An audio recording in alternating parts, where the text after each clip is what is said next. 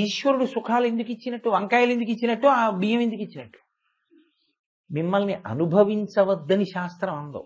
ఎలా అనుభవించాలో తెలుసా? వేదము ఎలా అనుభవించమందో అలా అనుభవించాలి. ఎలా అనుభవించాలి? కమలాక్షునర్చించు కర్రములు కర్రములు శ్రీనాథు వర్ణించు జిహ్వ జిహ్వ. ఇన్ని సన్నజాజి పూలు పెట్టుకోవాలనిపించింది ఒక ఆవిడికి. సాయంకాలం పూల కొట్టుకు వెళ్ళింది, చూసింది పెద్ద సన్నజాజి పూల దండలు అమ్ముతున్నారు. ఎంత బాగున్నాయో సన్నజాజి పూలు అనిపించింది. తీసుకెళ్ళి ముందు కామాక్షి అమ్మవారి పాదం దగ్గర పెట్టి, అమ్మా నీ ప్రసాదం అని కళ్ళకద్దుకు తల్లో పెట్టుకో, ఇప్పుడు నిన్ను బంధించదు. ఇప్పుడు అది ఏమైందంటే, విషము నువ్వు పుచ్చుకుంటే ప్రాణం తీసేస్తుంది. విషాన్ని వైద్యుడు శుద్ధి చేసి నీకు దాన్ని ఔషధంగా ఇస్తే నీలో ఉన్న విషాన్ని విరిచేస్తుంది, నీ రోగం పోతుంది కదా. విషాన్ని శుద్ధి చేసి వైద్యులు ఔషధంగా ఇవ్వరు. మీ కోర్కెయందు శుద్ధి ప్రవేశిస్తుంది, రుచి వాసన మిమ్మల్ని ఇంకా బంధించలేవు. శాంతి అన్నది మనసులోనే ఉంటుంది తప్ప నిజానికి శాంతి అన్నది ఏ కారణం చేత, ఏ ఇతర ఉపకరణము చేత మీకు సమకూరేది కాదు అని నేను మీకు అనేక రకాలైన ఉపమానాలతో దాన్ని విశ్లేషించే ప్రయత్నం చేశాను. ప్రత్యేకించి నేను ఒక్క మాట చెప్పి దాన్ని పూర్తి చేసేస్తాను ఇవాళ. దమయ మనః అన్నప్పుడు మనస్సు ఎందుకు శాంతిని ఇవ్వదు? ఉన్నదాంతో తృప్తి పొందితే శాంతి అని నేను అన్నాను అనుకోండి, వెంటనే తెలిసిపోయిందిగా విషయం. ఉన్నదాంతో తృప్తి పొందితే శాంతిగా ఉంటాం, కానీ ఎందుకు ఉండట్లేదు అంటే 6 శత్రువులు లోపల కూర్చుని ఉంటారు. కామక్రోధశ్చ లోభశ్చ దేహే తిష్టంతి తస్కరాః జ్ఞానరత్నాపహారాయ తస్మాత్ జాగ్రత్త జాగ్రత్త అంటారు శంకరాచార్యులు వారు. నాకు కామం కలిగింది అంటాడు, నేను కామమును పొందాను అంటాడు. కామమును పొందడానికి అది ఎక్కడి నుంచో రాదు, ఇక్కడే ఉంటుంది. సందర్భాన్ని బట్టి పొటమరిస్తుంది. నాకు కోపం వచ్చింది అంటాడు. వచ్చింది అంటే నేను కాకినాడ నుంచి వచ్చినట్టు అది ఎక్కడి నుంచి రాదు, ఇక్కడే ఉంటుంది. మీరు అవకాశం ఇస్తే లేస్తుంది, మీరు అవకాశం ఇవ్వలేదనుకోండి అది లేచే అవకాశం ఉండదు. ఈ కామక్రోధ లోభ మద మోహ మాత్సర్యములు 6 లేవడానికి ప్రధాన కారణంగా దేన్ని పట్టుకుని లేస్తాయంటే నేనన్నది పట్టుకుని లేస్తుంటాయి. మీరు చూడండి, నన్ను అలా అండమండి అంటాడు, అందుకు కోపం వస్తుంది. నాకు ఆ పాటి కోరిక ఎందుకు ఉండదండి, కామం వస్తుంది. నేను ఆ పాటి దాచకపోతే ఎలాగండి, లోభం వస్తుంది. నేను ఆశ్రయించి ఇవన్నీ ఉంటాయి. ఇవి మీరు గమనిస్తే పడుకుంటాయి, మీరు గమనించకపోతే విజృంభిస్తాయి. ఇదొక్కటే చాలా జాగ్రత్తగా పట్టుకోవాలి. శాంతిని పాడు చేసేది అదే. శ్రీరామాయణంలో వాల్మీకి మహర్షి సందర్భానుసారంగా అత్యద్భుతంగా చెప్తారు దాన్ని. క్రుద్ధ పాపం న కుర్యాత్కః క్రుద్ధో హన్యాత్ గురూనపి క్రుద్ధ పరుషయా వాచ నరం సాధు నదీక్షిపేత్ అన్నారు ఒక చోట. క్రోధం ఒంటిని బాగా పట్టేసింది అనుకోండి, గురువు గారిని కూడా చంపేస్తాడు. గురువు గారిని చంపడం అన్న మాటే నోటి వెంట రాకూడదు, కానీ గురువు గారిని చంపేస్తారు క్రోధం ఆవహిస్తే. అది యుక్తాయుక్త విచక్షణ కోల్పోయేటట్టు చేస్తుంది, బుద్ధిని ఆలోచించనివ్వదు, ఒళ్ళు ఊగిపోతుంది. ఎంత ఆక్రోశమో ఎంత ఆవేశమో వచ్చేస్తుంది, మనిషిని రాక్షసుణ్ణి చేసేస్తుంది. దానివల్ల ఏమవుతాడంటే అప్పటికి చేసిన పని సంతోషంగా ఉన్నట్టుంటుంది, కానీ తదనంతరం అంతా అశాంతి. అక్కడతో పోతుందని మీరు అనుకుంటున్నారా? ఒక్కసారి క్రోధము వలన చేసినటువంటి పాపకర్మ చేత జీవుడు తన యాత్రలో కొన్ని కోట్ల జన్మలే కిందకి వెళ్ళిపోవచ్చు, నీచమైన ఉపాధుల్లోకి వెళ్ళిపోతాడు. కారణం ఏమిటంటే దమయ మనః, మనసులో ఉన్నటువంటి ఈ 6 శత్రువులు మనసులో లేస్తారు. ఈ లేచేటప్పుడు పరిశీలన అవసరం. కోపము లేకుండా ఉండు అని ఎప్పుడూ చెప్పకూడదు, తప్పది. కోపము ఉండాలి. ఎలా ఉండాలో తెలుసా అండి? మీ అదుపులో ఉండాలి. కోపము కార్యసాధనకు పనిముట్టు. మీరు బాగా జ్ఞాపకం పెట్టుకోవాలి ఈ విషయాన్ని. మీరు అన్ని వేళలా సామముతో కార్యాలు అవ్వవు. నా కొడుకే ఉన్నాడు అనుకోండి, ఒక్కొక్కసారి నేను వాడిని కోపడవలసి ఉంటుంది, కానీ ఆ కోపం ఎలా ఉండాలో తెలుసా అండి? నేను తెచ్చిపెట్టుకోవాలి. తెచ్చిపెట్టుకున్న కోపం అయి ఉండాలి, కానీ కోపమునకు నేను వశుడను కాకూడదు. అయితే ఇన్ని చెప్తున్నారు కదా, మీరు వశుడు కాకుండా ఉన్నారా అంటారేమో. నేను మీ అందరికన్నా తక్కువ అన్న విషయంలో నాకు కోపం ఉంది, కానీ దాన్ని నిగ్రహించే ప్రయత్నం చెయ్యకపోతే పాడవుతాడు.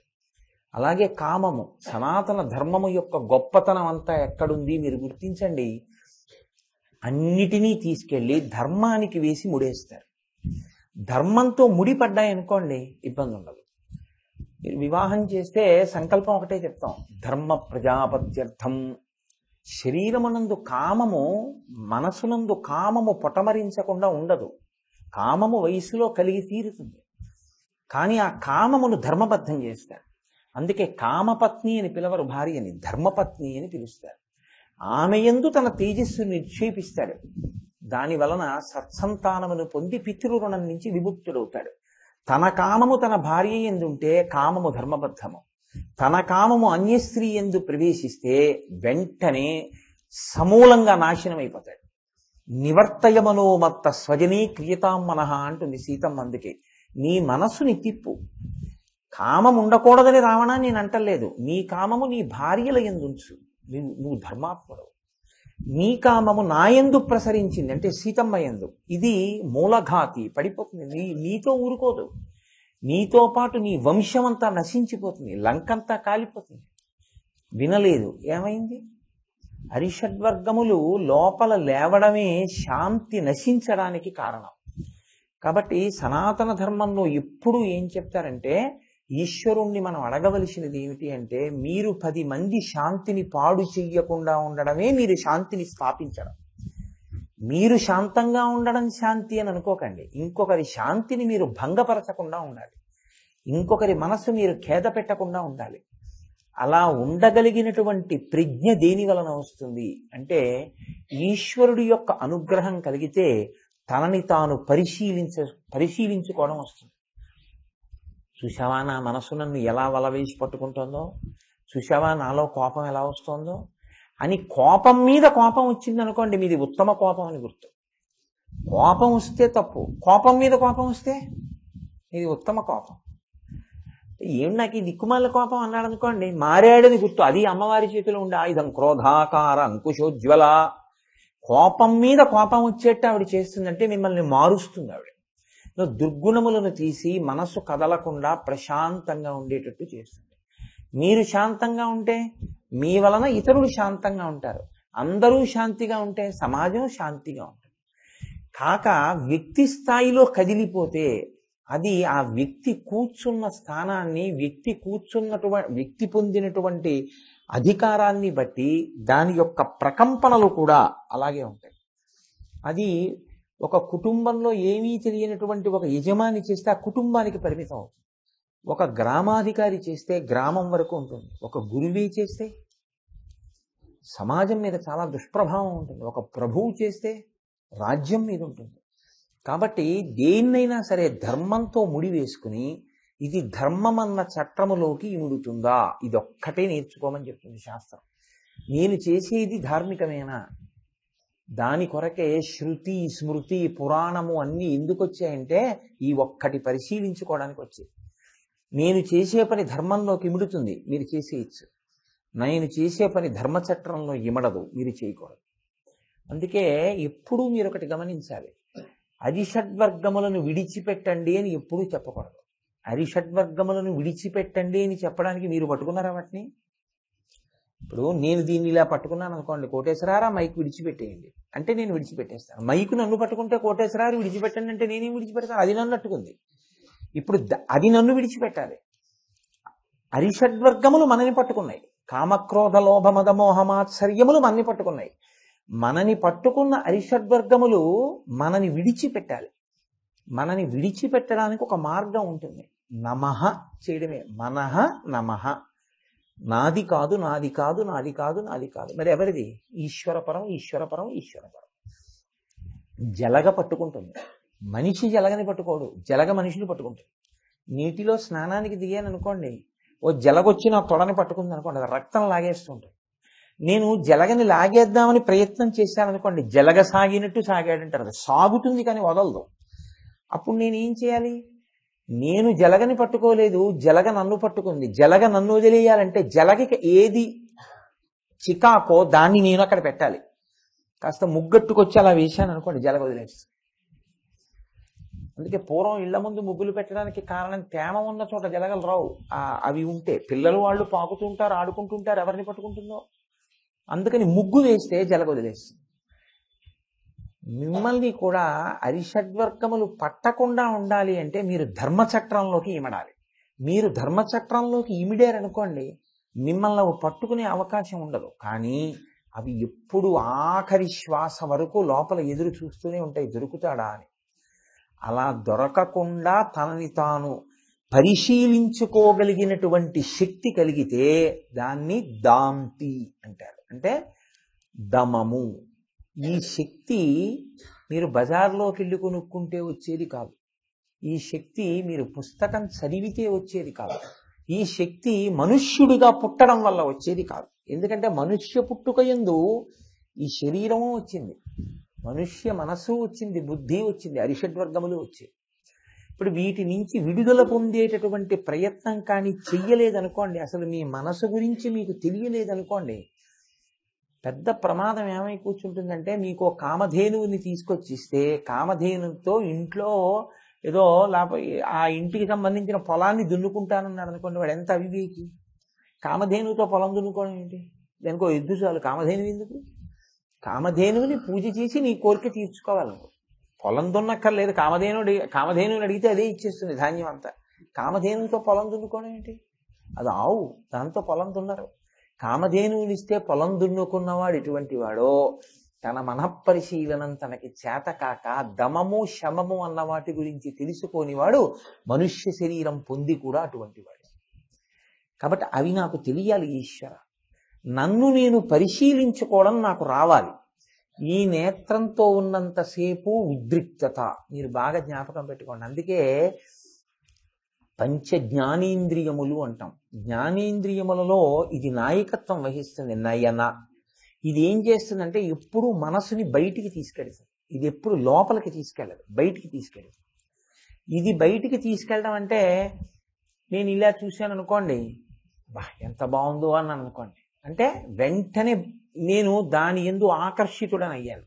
అలా వెళ్ళడానికి ఇది వీలిస్తుంది, ఇది వీలిస్తుంది, ఇది వీలిస్తుంది, ఇచ్చి బయటికి తీసుకెడుతుంది. మనసుని వెనక్కి తిప్పాలనుకోండి, దానికి రెండు అవకాశాలు ఉంటాయి. అంటే నేను చాలా ఏమంటామంటే దీన్ని ఆచరణయోగ్యమైనటువంటి రీతిలో ఒక మాటగా చెప్తున్నాను. సత్సంగము మీకు చాలా ఉపయోగపడుతుంది. రామకృష్ణ పరమహంస అందుకే ఒక మాట చెప్తుండేవారు తరచు.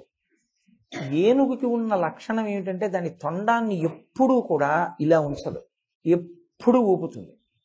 ఎప్పుడు ఊపే ఏనుగు ఏం చేస్తుందంటే, అలా వెళ్ళిపోతుంది అనుకోండి, ముందు మావటివాడు నడుస్తుంటే అలా వెళ్ళిపోతూ అలా ఇంటి గోడ నుంచి లేచినటువంటి ఒక పూల కొమ్మని తొండం పెట్టి ఇలా విరిచేస్తుంది. ఎప్పుడూ తొండం సరిగ్గా ఉండదు. అందుకని మావటి ఏం చేస్తాడంటే ముందు నడవడు, పక్కన నడుస్తాడు. అది అలవాటు ప్రకారం ఇలా ఎత్తబోతుంది, ఆ చేతిలో ఉన్న అంకుశంతో ఇలా అంటాడు, దింపేస్తుంది. అంతేననుకుంటున్నారా? మళ్ళీ ఎత్తుతుంది, మళ్ళీ ఇలా అంటాడు, మళ్ళీ దింపేస్తుంది.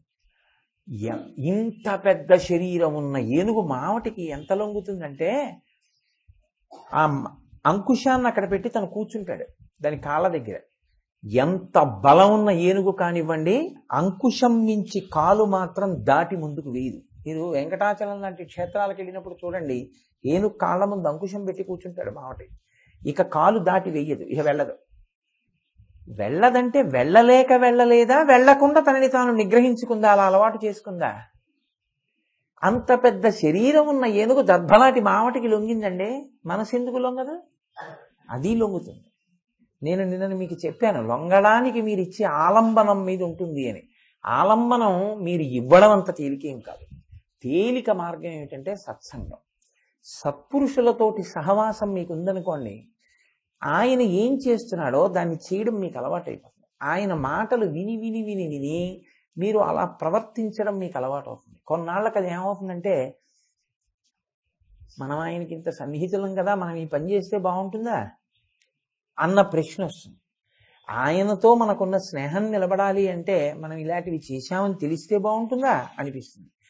ఇది మీ ప్రయత్నం లేకుండా సత్సంగం చేత మిమ్మల్ని మీరు పరిశీలించుకునే శక్తి మీకు వస్తుంది. అందుకని సత్సంగత్వం అంత గొప్పదైంది. అందుకు శంకరాచార్యులు వారు సత్సంగత్వే నిస్సంగత్వం, నిస్సంగత్వే నిర్మోహత్వం, నిర్మోహత్వే నిశ్చలతత్వం, నిశ్చలతత్వే జీవన్ముక్తి అని మొదటి మెట్టుగా సత్సంగం చెప్పడానికి కారణం అదే. కాబట్టి దమయ మనః నిన్న చెప్పిందే మళ్ళీ నేను ఇవాళ ఒకసారి దాన్ని సింహావలోకనం చేశాను. మనసుకి దాంతిని కృప చెయ్యి. ఇప్పుడు తర్వాత శంకర భగవత్పాదులు అంటున్నారు, నేను అందుకే నిన్న మీతో మనవి చేశాను, ఈ ప్రార్థన జిజ్ఞాసువుల కొరకు చేసినటువంటి ప్రార్థన. ఈ ప్రార్థనలో ఆయన ఏది అసలు జిజ్ఞాసువు ఈశ్వరుణ్ణి అడగాలో అది అడుగుతున్నారు. అసలు జిజ్ఞాసువు కాకుండానే చచ్చిపోతాను అంటే ఇంకా అంతకన్నా దారుణమైన విషయం ఇంకొకటి లేదు. మనుష్య జన్మ ఎత్తి ఇన్ని కోట్ల కోట్ల జన్మల తర్వాత ఈ ఉపాధి వస్తుంది. వచ్చి కూడా జిజ్ఞాసువు కాలేకపోయాడు అనుకోండి, దానికి ఏమీ నిరర్థకం ఇంకా. కాబట్టి కనీసం అసలు అడగడం కూడా చేత కాని మనకి ఏం అడగాలో ఆయన నేర్పారు. మీరు అడగండి అంటే ఏమైనా అనుకుంటామని తను అడుగుతున్నట్లు అడిగారు. అది శంకరుల యొక్క అనుగ్రహం. ఆయన అంత కిందకి దిగొచ్చేస్తుంటారు. నిన్న మీకు నేను ఉదాహరణ చెప్పాను. ఆయన మాం అపి అంటారు. మామపి అంటే నన్ను కూడా అంటారు. దృశాద్రఘీయస్యాదరదలిత నీలోత్పల రుచా దవీయాంసం దీనం స్నపయ కృపయా మమపి శివే అంటారు. అమ్మా నన్ను కూడా అంటారు. నన్ను కూడా ఏమి శంకరా అంటే వాళ్ళందరూ తెలివైన వాళ్ళమ్మా, నేను ఎందుకు పనికి మాలిన వాడిని, నన్ను కూడా ఉద్ధరించి అంటారు. కానీ మీరు ఒకటి గుర్తుపట్టండి, శంకరుల కొరకా శ్లోకం. కానీ అది నేను చదివాను అనుకోండి, మాం అపి శివే అంటే నన్ను కూడా అని నేను అమ్మవారిని అడగడం అవుతుంది. శంకరుల మీద పెట్టుకుని నన్ను ఉద్ధరించడానికి ఒక శ్లోకం ఇచ్చారు ఆయన. అది జగద్గురువుగా శంకర భగవత్పాదులు ఈ జాతికి అందించినటువంటి అమూల్యమైనటువంటి రత్నం. అలా ఈ ప్రార్థన కూడా ఆయన ఆ కోణంలోనే చేశారు, జిజ్ఞాసువుల కొరకు చేశారు. కాబట్టి దమయ మనః శమయ విషయ మృగతృష్ణాం. మీరు ఒకసారి అందులో చూస్తుండండి. దమయ మనః తర్వాత శమయ విషయ మృగతృష్ణాం. దమము శమము కొద్దిగా అటు ఇటు చేసి అడిగారు, కానీ రెండు మనోభావములకు సంబంధించినవి. శమయ విషయ మృగతృష్ణాం ఆయన ఇంద్రియముల యొక్క ఊసెత్తకుండా ఎత్తారు. ఇందులో విషయముల వెంట విషయములనబడేటటువంటి మృగతృష్ణతో నేను తిరగకుండా నన్ను నువ్వు నిగ్రహ శక్తిని కృప చేసి అనుగ్రహించు. ఇందులో మీరు ఒక విషయాన్ని గమనించాలి. ఇంద్రియములు అని కొన్ని ఉంటాయి. ఇంద్రియములు అంటే జ్ఞానేంద్రియములు, కర్మేంద్రియములు. అవేం పెద్ద విశేషాలు, ఏదో పెద్ద వేదాంతం అని మీరు అనుకోక్కర్లేదు, మీకు తెలుసున్నవే అవన్నీ.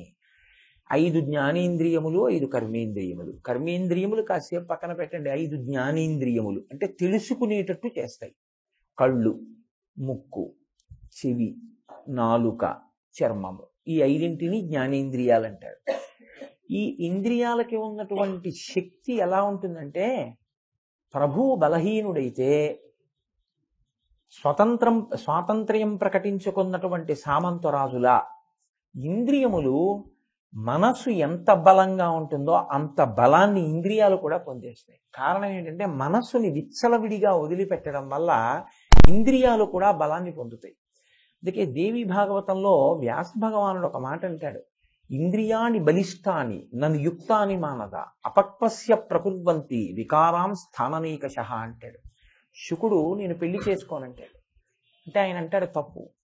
ఇంద్రియములు చాలా బలిష్టమైనవి. ఇంద్రియములను అదుపు చేయడం అంత తేలికైన విషయమేం కాదు. నువ్వు బలవంతంగా ఇంద్రియాల్ని తొక్కి పెట్టే ప్రయత్నం చేస్తే పాము మీద కాలు వేసి ఉంచినట్టే.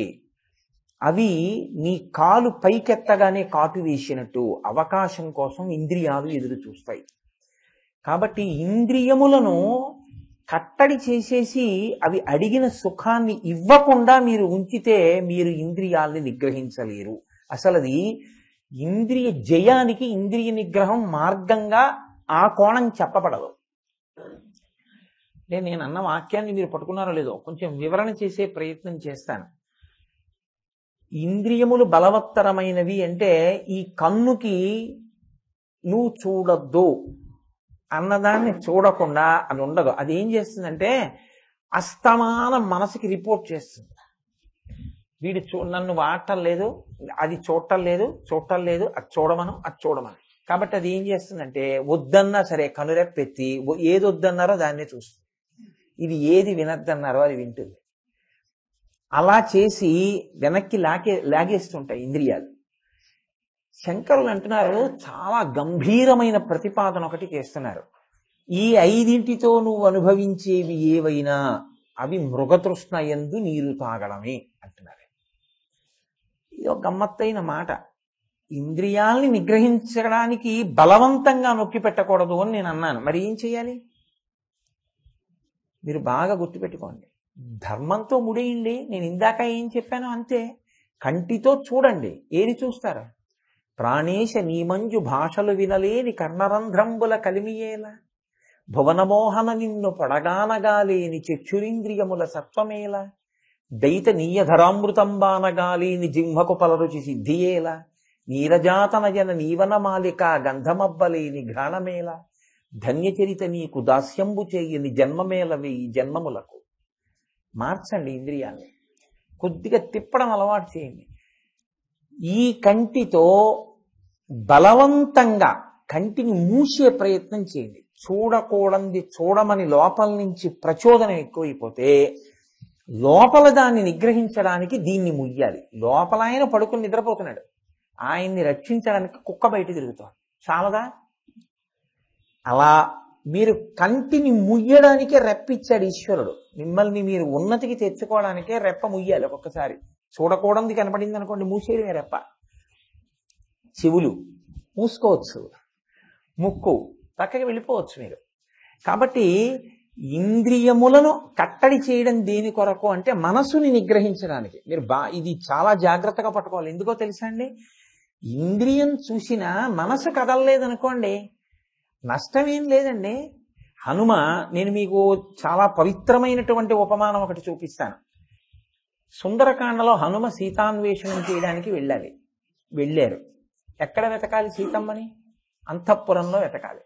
అంతఃపురంలో వెతకడానికి వెళ్ళారు. వెడితే అక్కడ ఎవరుంటారు? ఆడవాళ్లే ఉన్నారు. రాత్రి వేళ పడుకుని. ఎలా ఉన్నారు వాళ్ళందరూ? వాళ్ళందరి గురించి మహర్షి ఏమన్నారంటే, ఆవిడ బట్ట ఈవిడ ఒంటి మీద ఉందన్నారు. అంటే ఆవిడ ఒంటి మీద బట్ట ఆవిడ ఒంటి మీద లేదనే కదా అని గుర్తు. వాళ్ళందరినీ హనుమ చూశాడు. ఈవిడ సీతమ్మ కాదని బయటకు వచ్చేసాడు. వచ్చేసి అన్నారు, నేను చూడకూడదు కదా అలా ఆడవాళ్ళని, చూశాను కదా, నా ధర్మం లోపమైందా అన్నారు. అని ఆయనే అన్నారు, మనోహి హేతు సర్వేషాం ఇంద్రియాణం ప్రవర్తక.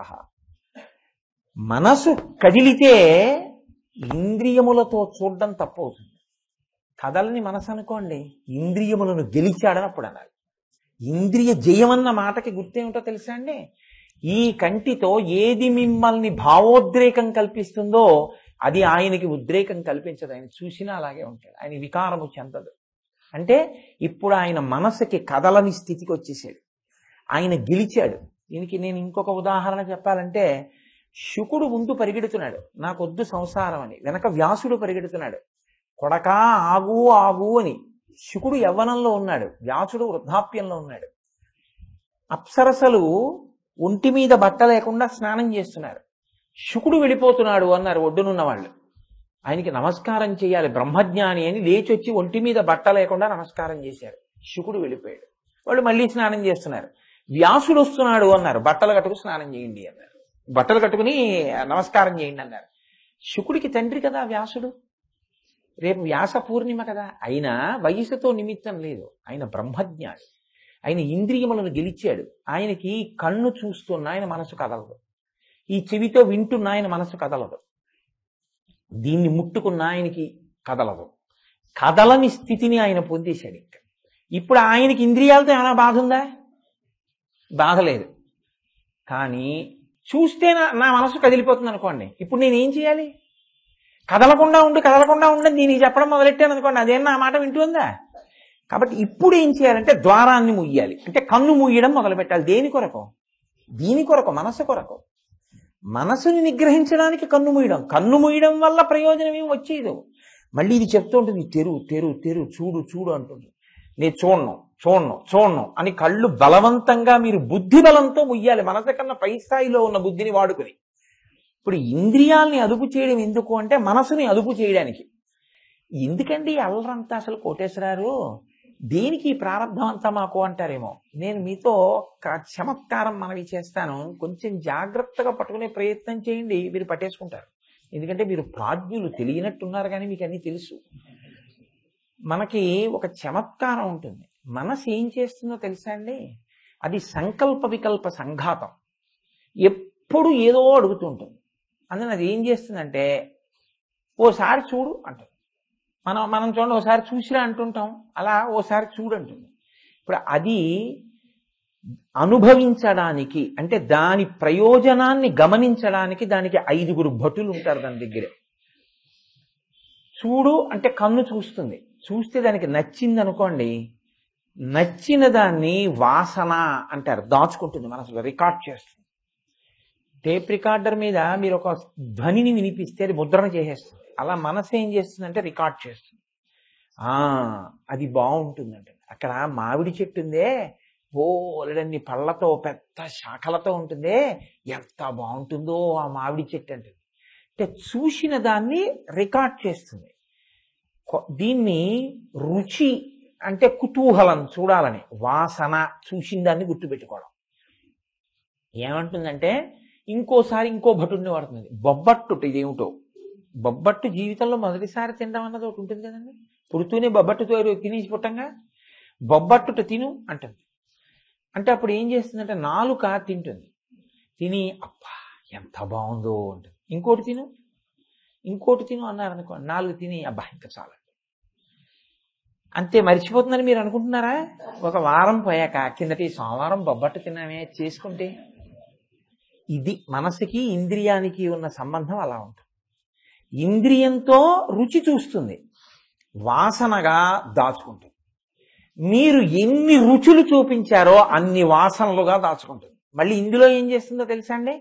కొన్నిటిని వదిలేస్తుంది. వదిలిపెట్టి బలవత్తరంగా తన జీవితంలో వ్యామోహంగా ఏదో ఒక దాని మీదకి వెళ్ళి నిలబడిపోతుంది. అది పైకి చెప్పడు కానీ లోపల ఉండిపోతుంది ఆ కోరిక, ఏదో ఒక దాని మీద నిలబడిపోతుంది. ఇది నిలబడిపోతే ఏమవుతుందంటే, లలితా సహస్రనామ స్తోత్రంలో దీని మీద భాస్కర్ రాయల వారు వ్యాఖ్యానం చేశారు. పునర్జన్మ అందుకు వస్తుంది. మనసు వెళ్ళి మనసు ఊపిరి మీద నిలబడుతుంది. అంటే వాయువు మీదే మనసు ఉంటుంది. ఊపిరి, ఆఖరి ఊపిరి తీసేటప్పుడు మనసు బలంగా దేన్ని కోరిందో దాన్ని ఆలోచిస్తుంది. దేన్ని కోరుతూ వదిలిపెట్టాడో దానిలోకి ఈశ్వరుడు ప్రవేశపెడతాడు. నేను మీకు ఒక ఉదాహరణ చెప్పాలంటే, నేను చాలా సంపాదించి రహస్యంగా దాచేశాను అనుకోండి, మా ఇంట్లో బాత్రూమ్ గోడల్లో అక్కడ పెడుతుంటారని చదువుతుంటాం కదా, అలా ఏదో దాచేశాను అనుకోండి. అయ్యో అదంతా ఏమైపోతుందో అంటూ వెళ్ళిపోయాను అనుకోండి.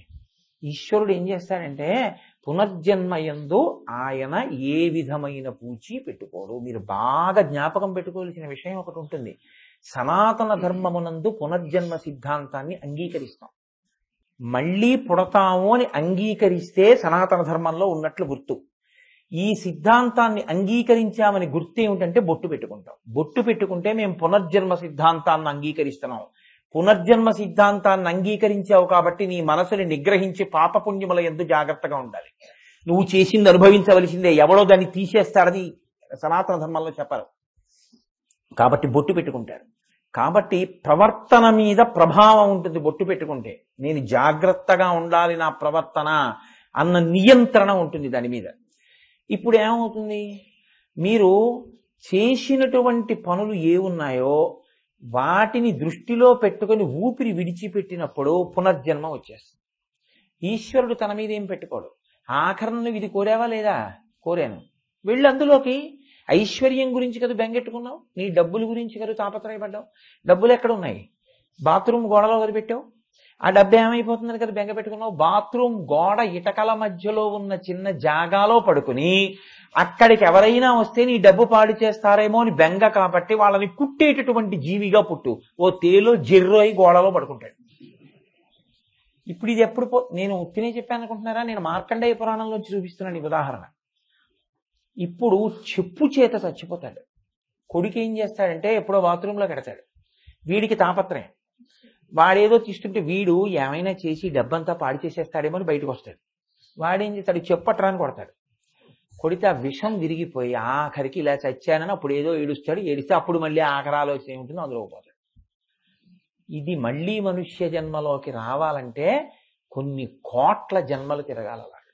స్వేచ్ఛామరణం ఉండదు. వచ్చిన బాధ వల వేసి, ముచ్చు వేసి, కర్రలు పెట్టి కొట్టి, శూలాలతో పొడిచి, ఈటెలు పెట్టి, బాణములు పెట్టి పొడిచి చంపేస్తారు. లేకపోతే ఇంకొక మృగం దీన్ని తరిమి పట్టుకు తినేస్తుంది. ఒక్క మనుష్యుడు మాత్రం స్వేచ్ఛగా ఊపిరి విడిచిపెట్టగలడు. మనసుని నిగ్రహించకపోతే, వాసనాబలం పెరిగిపోతే దానివల్ల పునర్జన్మ అంత ప్రమాదకరంగా వెళ్ళిపోతుంది. ఈ శరీరంలోంచి ఊపిరి వెళ్ళిపోగానే దీనితో ఉన్న అనుబంధాలన్నీ స్వస్తి. చాలా ఐశ్వర్యవంతుణ్ణి ఈ శరీరంతో, ఇందులోంచి బయటికి వెళ్ళానా ఆఖరి ఊపిరిని బట్టి వెళ్ళిపోతాను. అంతేగాని ఈ ఐశ్వర్యంతో ఇంకా నేను అనుభవించేది ఏమీ ఉండదు. వారసులు పనిచేసుకుంటారు.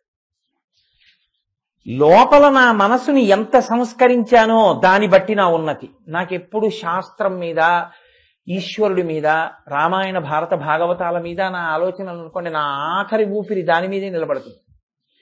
అందుకని భగవన్నామం అలవాటు చేసుకో, అలవాటు చేసుకో, అలవాటు చేసుకో అని అందుకంటారు. అప్పుడు కూడా నామమే వచ్చిందనుకోండి, ఒక పండితుడు కడుపున పుట్టి తరించేటట్టుగా వెళ్ళిపోతారు. కాబట్టి ఇంద్రియములను మీరు విడిచిపెడితే అవి విషయముల వెంట పరిగెడతాయి.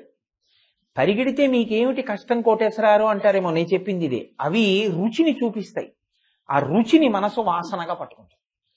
ఈ వాసనాబలం ఏం చేస్తుందంటే దేని మీద తీవ్రంగా ఉండిపోయిందో దాని మీదకే వెడుతుంది. అందుకే మీరు చూడండి, దుర్వ్యసనములకు అలవాటు పడిన వారిని చూసి హేళన చెయ్యవద్దు అని చెప్తారు శాస్త్రంలో. ఎందుకో తెలుసా అండి? వాసనాబలం.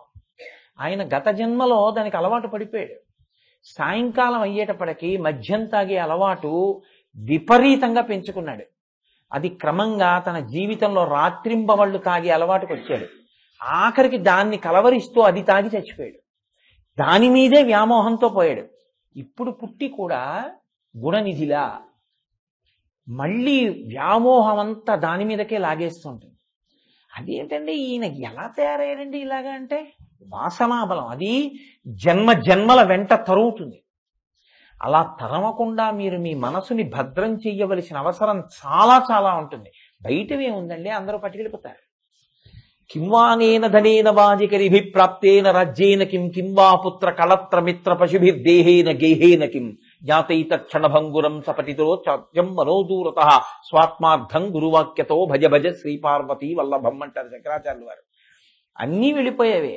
రాజ్యాలు, గీజ్యాలు, సంపదలు, ఐశ్వర్యాలు, తెచ్చుకున్న కార్లు, గుర్రాలు, కొడుకులు, కూతుళ్ళు, అల్లుళ్ళు, ఆఖరికి కాయము వీడి జీవుడతి కంపిత తిత్తత నీగు చుండవో నాయనయంచు ఏడ్చు నిజనందన నందినులైన కాని కందోగిని భస్మముల్ తొలుత దుఃఖమహంబుని సొచ్చు పత్నియున్ కాయము వీడి రారు కద చేసిన కర్మము పుణ్యము తప్ప శంకర. ఏమొస్తుంది? ఏమి రాదు, ఎవరు రారు. ఒక్కొక్కళ్ళు ఒక్కొక్క చోట ఆగిపోతారు. మీరు చేసింది ఏదో మీ వెంట వచ్చేస్తుంది. కాబట్టి శంకరాచార్యులు వారు అంటున్నారు, వారే రేపాడైపోతున్నాడు రా వీడు, మనుష్య జన్మ ఎత్తి రుచి వాసనకి లొంగిపోతున్నాడు, అనేకమైన రుచుల వైపు వదిలిపెట్టేస్తున్నాడు ఇంద్రియాలని.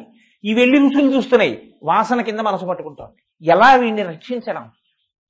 శమయ విషయ మృగతృష్ణాం అంటారు. ఈశ్వరా నాకేమిస్తావో తెలుసా? ఈ విషయముల వెంట పరిగెత్తకుండా నన్ను కాపాడు. ఆయన ఎంత పెద్ద ఆ ఉపమానం తీసుకొచ్చి వేసేశారంటే మృగతృష్ణాం అన్న మాట వాడారు. శంకర భగవత్పాదులు ఒక మాట వాడితే మీరు దాన్ని తీసి ప్రత్యామ్నాయం పెట్టడం కుదరదు. సంస్కృతంలో మృక్ అంటే వెతుకుట అని పేరు. మృక్ అంటే వెతుకుతుంది కాబట్టి మృగము. మృగము అంటే ప్రత్యేకించి సంస్కృతంలో దేన్ని చెప్తారంటే లేడిని చెప్తారు. లేడికి ఒక లక్షణం ఉంటుంది. అది ఏం చేస్తుందంటే దాహం వేస్తే మృగతృష్ణని నమ్ముతుంది. మృగతృష్ణ అంటే తృష్ణ అంటే దాహం. అది దూరంగా ఎక్కడో సూర్యకిరణములు పడి ఇసుక మీద నీరు కదులుతున్నట్టుగా అలలులా కనపడుతుంది. నీటి అలలతో కూడిన సరస్సులా కనపడుతుంది. ఈ మృగం ఏం చేస్తుందంటే తృష్ణ, దాహంతో, తృష్ణ అంటే దాహము అని చెప్పవలసి ఉంటుంది. దాహముతో అది ఏం చేస్తుందంటే ఆ నీరు తాగుదామని దాహంతో పరిగెడుతుంది. పరిగెడితే దాహం ఎక్కువ అవుతుంది కదండి.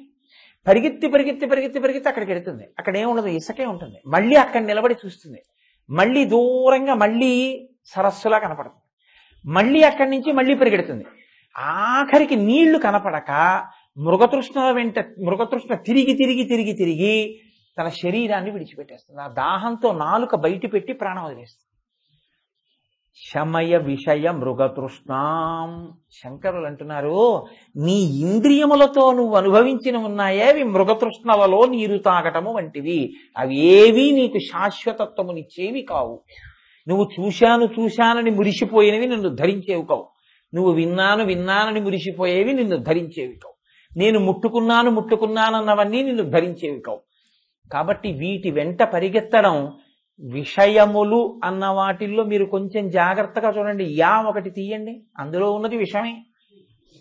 కాబట్టి శమయ విషయ మృగతృష్ణాం. నా ఇంద్రియములు స్వేచ్ఛగా మృగతృష్ణల వెంట పరిగెత్తకుండా ఇంద్రియ సుఖములను మాత్రమే అపేక్షించి బ్రతికేటటువంటి నీచమైన జీవన విధానము నాకు లేకుండా నన్ను కృప చెయ్యి. ఇప్పుడు ఏమవుతుంది? వాసన, రుచి బలం తగ్గిపోతుంది. ఇంద్రియములు స్వేచ్ఛగా తిరగలేదనుకోండి, రుచి తగ్గుతుంది. రుచి తగ్గితే వాసన తగ్గుతుంది. రుచి వాసన తగ్గితే మనసు చక్కగా ఉంటుంది. అయితే మీరు నన్ను మాట అడగచ్చు, బాగుందండి మీరు చెప్పేది వినడానికి బాగుంది, మీరు అన్నం తింటున్నారా? తింటున్నాం. ఎప్పుడైనా మీరు అన్నంలో కాస్త బొగ్గులు పట్టుకొచ్చి వేస్తే తింటారా? తినను. ఏమంటాను? అదేంటి అలా వేస్తున్నారు బొత్తి, పోనీ ఏం వండకపోతే కాస్త పెరుగు వేయండి చాలు అంటాను కదా. ఏం బియ్యం తీసుకొచ్చి విస్తట్లో వేసి 2 వంకాయలు అక్కడ పెడితే తింటారా? తింటలేదుగా. మరి ఆ కోరిక రుచి కాదా? రేపు పొద్దున వంకాయ మీద అన్నం మీద మీ దృష్టి ఉండిపోదా? అంటే మీరు ఒక విషయాన్ని బాగా గుర్తుపెట్టుకోండి. దీనికి శాస్త్రం చెప్పినటువంటి మార్గం ఏమిటో తెలుసా అండి? ఈశ్వరుడు సుఖాలు ఎందుకు ఇచ్చినట్టు, వంకాయలు ఎందుకు ఇచ్చినట్టు, ఆ బియ్యం ఎందుకు ఇచ్చినట్టు? మిమ్మల్ని అనుభవించవద్దని శాస్త్రం అందో.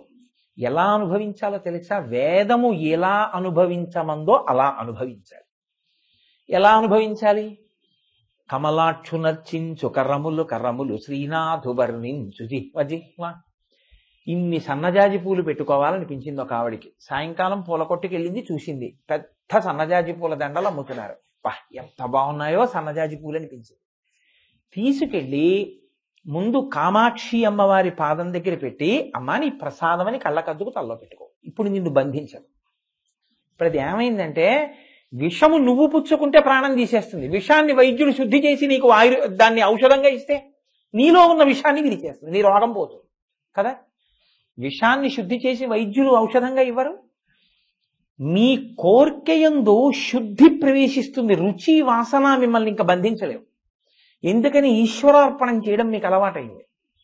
మీకు చక్కెర పొంగల్ తినాలనుంది, వెంటనే మీరు నాకని చక్కెర పొంగల్ వండుకోరు. శనివారం రాని తెల్లవారుజామున చక్కెర పొంగలి కాసిన యాలక్కాయలు, ఆ జీడిపప్పు అన్నీ తీసుకొచ్చి చక్కెర పొంగలి వండి వెంకటేశ్వర సుప్రభాతం చేసి అందరం కూర్చొని విష్ణు సహస్రనామ స్తోత్రం చేసి, పిల్లకి సంగీతం నేర్పాంగా, నేను గీతం అవధారయ అంటాను, అప్పుడు దానిలో కీర్తన చేయమను. చక్కగా చక్కెర పొంగల్ నైవేద్యం పెట్టుకుని అందరం ఈశ్వర ప్రసాదంగా తిందాం. ఇప్పుడు ఏమైంది? చక్కెర పొంగల్ తినలేదా మీరు? కానీ ఎలా తిన్నారు? ఈశ్వర ప్రసాదంగా తిన్నారు. మీరు చూడలేదా? చూస్తారు. ఏం చూస్తారు? అబ్బా, కంచిలోనండి కామాక్షి అమ్మవారికి అభిషేకం జరుగుతుంటే అప్పుడు కూడా తల్లి కళ్ళిలా తిప్పుతున్నట్టు కనపడుతుందండి. ఏమి కామాక్షి అండి, ఏమి కైలాసనాథర్ దేవాలయం, ఆ అరుణాచల గోపురం ఏమి గోపురం అండి, ఏమి వెంకటాచల పర్వతం అండి. ఇప్పుడు మీ చూపు దేని వైపు ఉంది ఎక్కువ? ఈశ్వర స్వరూపాన్ని చూడడంలో. మీకు ఒక అందమైనటువంటి చెట్టు కనపడింది, నమో వృక్షేభ్యో. ఎంత పెద్ద చెట్టు అండి, ఈశ్వర స్వరూపం ఎంత పెరిగిందండి. పచ్చటి ఆకులు కనబడ్డాయి. హరికేశాయోపవీతినే పుష్టానాం పతయే నమో నమో. ఒక అందమైన స్త్రీ నడిచొస్తోంది. అబ్బా, ఉభౌ దర్వీ కుంభౌ మణిగణక సంభావిత గుణౌ దదానా పాణిభ్యాం అమృతరస మృష్టాన్న కలితౌ కళాఢ్యా కళ్యాణీ కలిత సదనా శ్రీగిరసి శిరసస్యసౌ భ్రామర్యంబా రచితుమదిష్టార్థ విభవం. నా తల్లి భ్రమరాంబిక నా కోరిక తీర్చాలని బంగారు పాత్ర చేత్తో పట్టుకుని, తెడ్డు పట్టుకుని మా అమ్మ నడిచేస్తుంటే పాదమంజీరములు చప్పుడవుతున్నట్టు వస్తోంది, నా తల్లి వస్తున్నట్టు ఉందన్నారు. ఇప్పుడు ఏమైంది? మీ మనసు ఏమైనా బంధింపబడిందా? ఆ రుచి మీ వాసనను ఏమైనా పాడు చేస్తుందా? మీ మనసు ఏమవుతోంది? ఇప్పుడు పవిత్రమైపోతోంది. ఇది ఇలా అనుభవించు, విషయములను అనుభవించవద్దు అనలేదు. ధర్మముతో ముడివేసుకో, అన్ని ధర్మంతో ముడేసుకో. ఇది చెయ్యవచ్చా, చేస్తే నేను ఎలా చూడాలన్న దృష్టికోణాన్ని పెంచి, ఇప్పుడు నీ మనసు ఏమైనా కదిలిపోతుందా? అన్నిటి యందు ఈశ్వరుణ్ణి చూడడమే నీకు అలవాటైంది. ఇది ఎక్కడి వరకు? నీకు పనికొచ్చే వాటిలో చూడడం కాదు, నీకు అపకారము జరిగినప్పుడు కూడా నీకు ఇలా చూడడం రావాలి. అది తర్వాతి మెట్టు, చాలా కష్టమైన మెట్టు. నేను అలా వెళ్ళిపోతుంటే ఎవరో ఎదురుకుంటా గబగబా వచ్చారు, నా గోరు తగిలి పైకి లేచిపోయింది. లేచిపోవడంలో గోరంతా ఊడిపోయింది. ఓ పుచ్చుగోరు వచ్చింది అక్కడ. వచ్చి ఆ గోరు ఎప్పుడు ఆకుపచ్చగా ఉంటుంది అనుకోండి.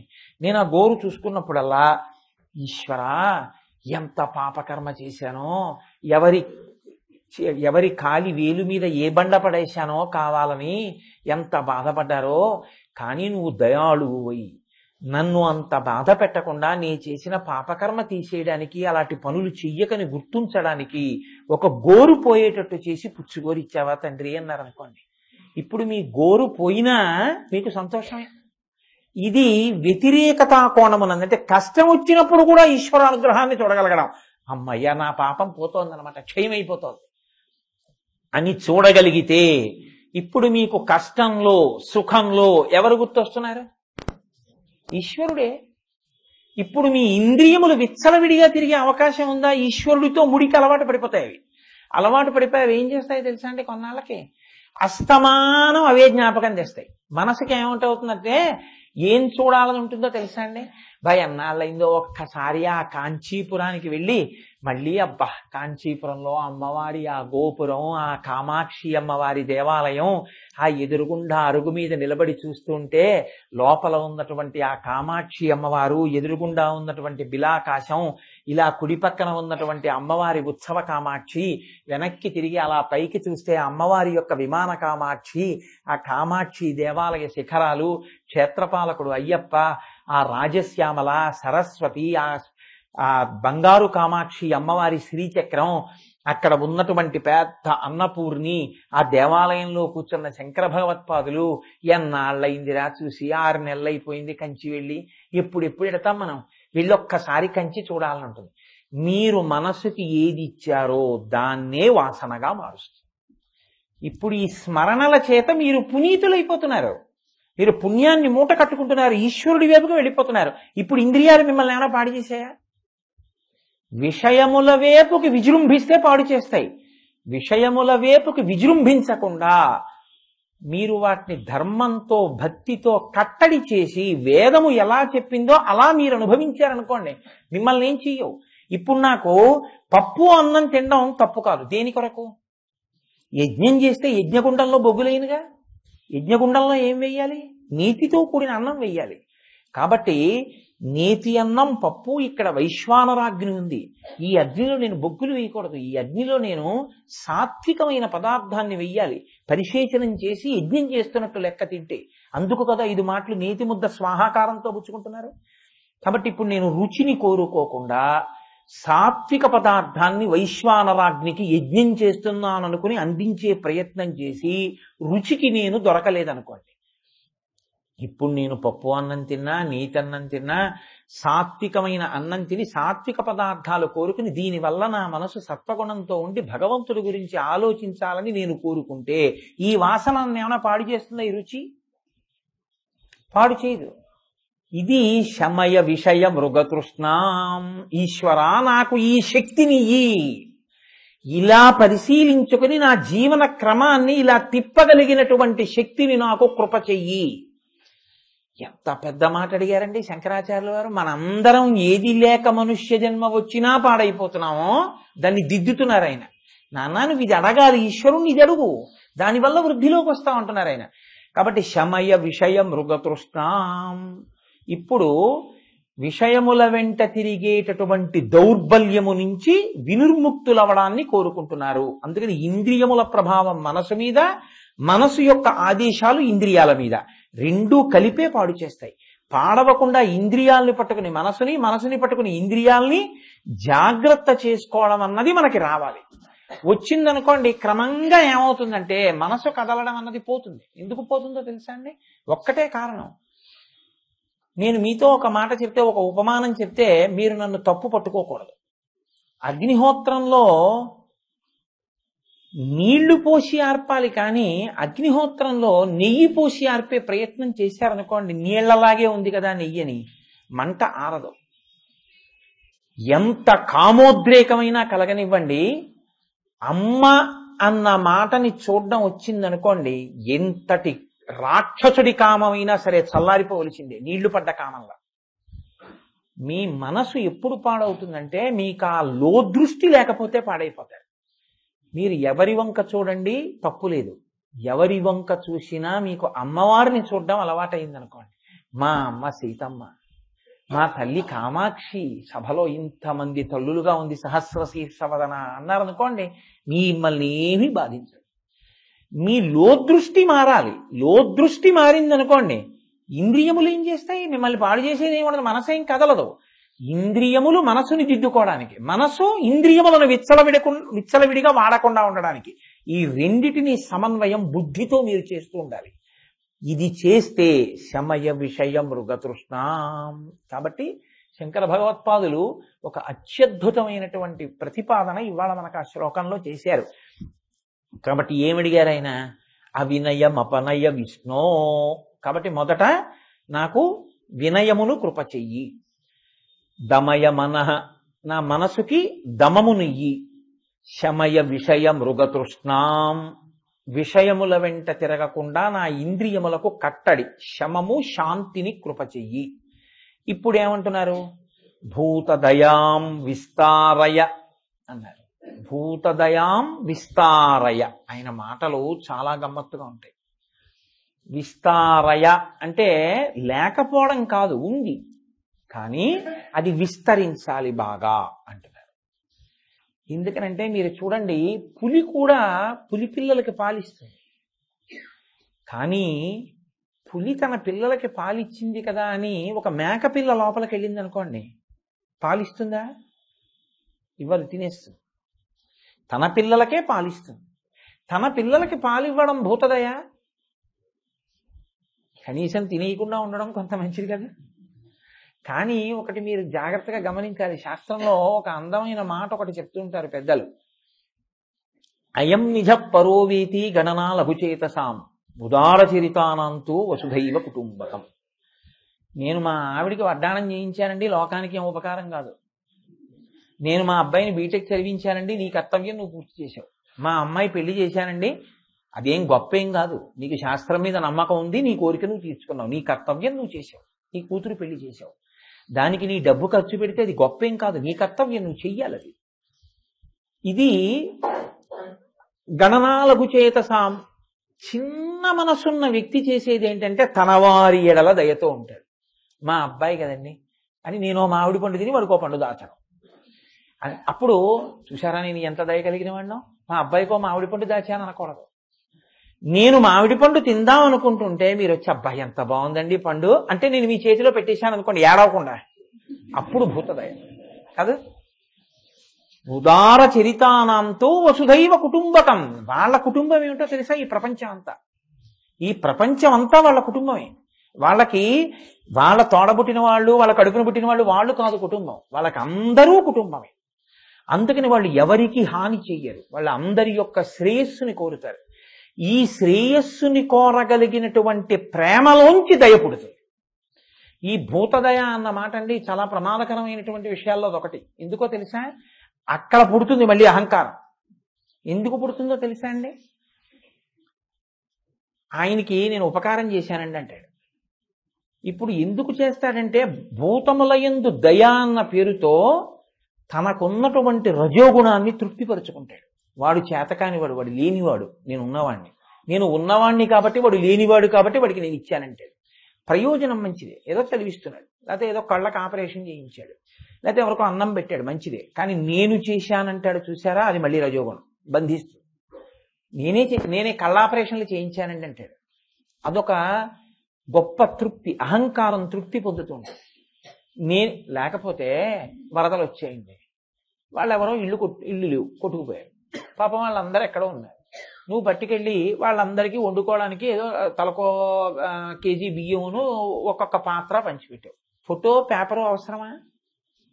దానికి పేపర్లో వెయ్యాలా? నీకు దయ ఉంది, అయ్యయ్యో నేను అన్నం తింటున్నాను, పాపం వాళ్ళు అన్నం తినలేదు, వానలో ఉండిపోయారు, కనీసం ఓ గిన్నె ఓ కేజీ బియ్యం ఇద్దాం, ఇచ్చావు, దానికి పేపరు ఫోటో ఎందుకు? అక్కడ వచ్చిందనమాట రజోగుణం. గుళ్ళో మెట్టు కట్టాలి, నీకుందో 1000 రూపాయలు ఇచ్చావు, మెట్టు మీద నీ పేరు ఎందుకు? అందరూ తొక్కడానికే. అక్కడ వచ్చింది రజోగుణం. కాబట్టి దయ అన్న మాటలోకి అహంకారమును తృప్తిపరుచుకోవడం అన్నది రాకుండా చూసుకుంటూ ఉండాలి. భూతదయ అన్నదానికి ముందు ఏది ఉండాలంటే ప్రేమ ఉండాలి. ప్రేమతో చేసినటువంటిది భూతదయ తన అభివృద్ధికి, తను ఈశ్వరుణ్ణి చేరుకోవడానికి మార్గం అవుతుంది. మీరు ఇది చాలా జాగ్రత్తగా పట్టుకోవాల్సి ఉంటుంది. అలా కాని భూతదయ ఉందనుకోండి, అప్పుడు ఏమవుతుందో తెలుసా అండి, అది తనని తాను బంధించుకోవడానికి పనికొస్తుంది. తనని తాను బంధించుకోవడానికి పనికొచ్చేటట్టుగా ఏ పని చేయకూడదు. ఎందుకో తెలుసా అండి, ఒక్కటే మీరు ఏం చేస్తున్నా ఒకటి గుర్తుపెట్టుకోవాలి. మీరు తాడట్టుకొచ్చి నా చుట్టూ ఎడంవైపు నుంచి ఇలా తిప్పేశారు.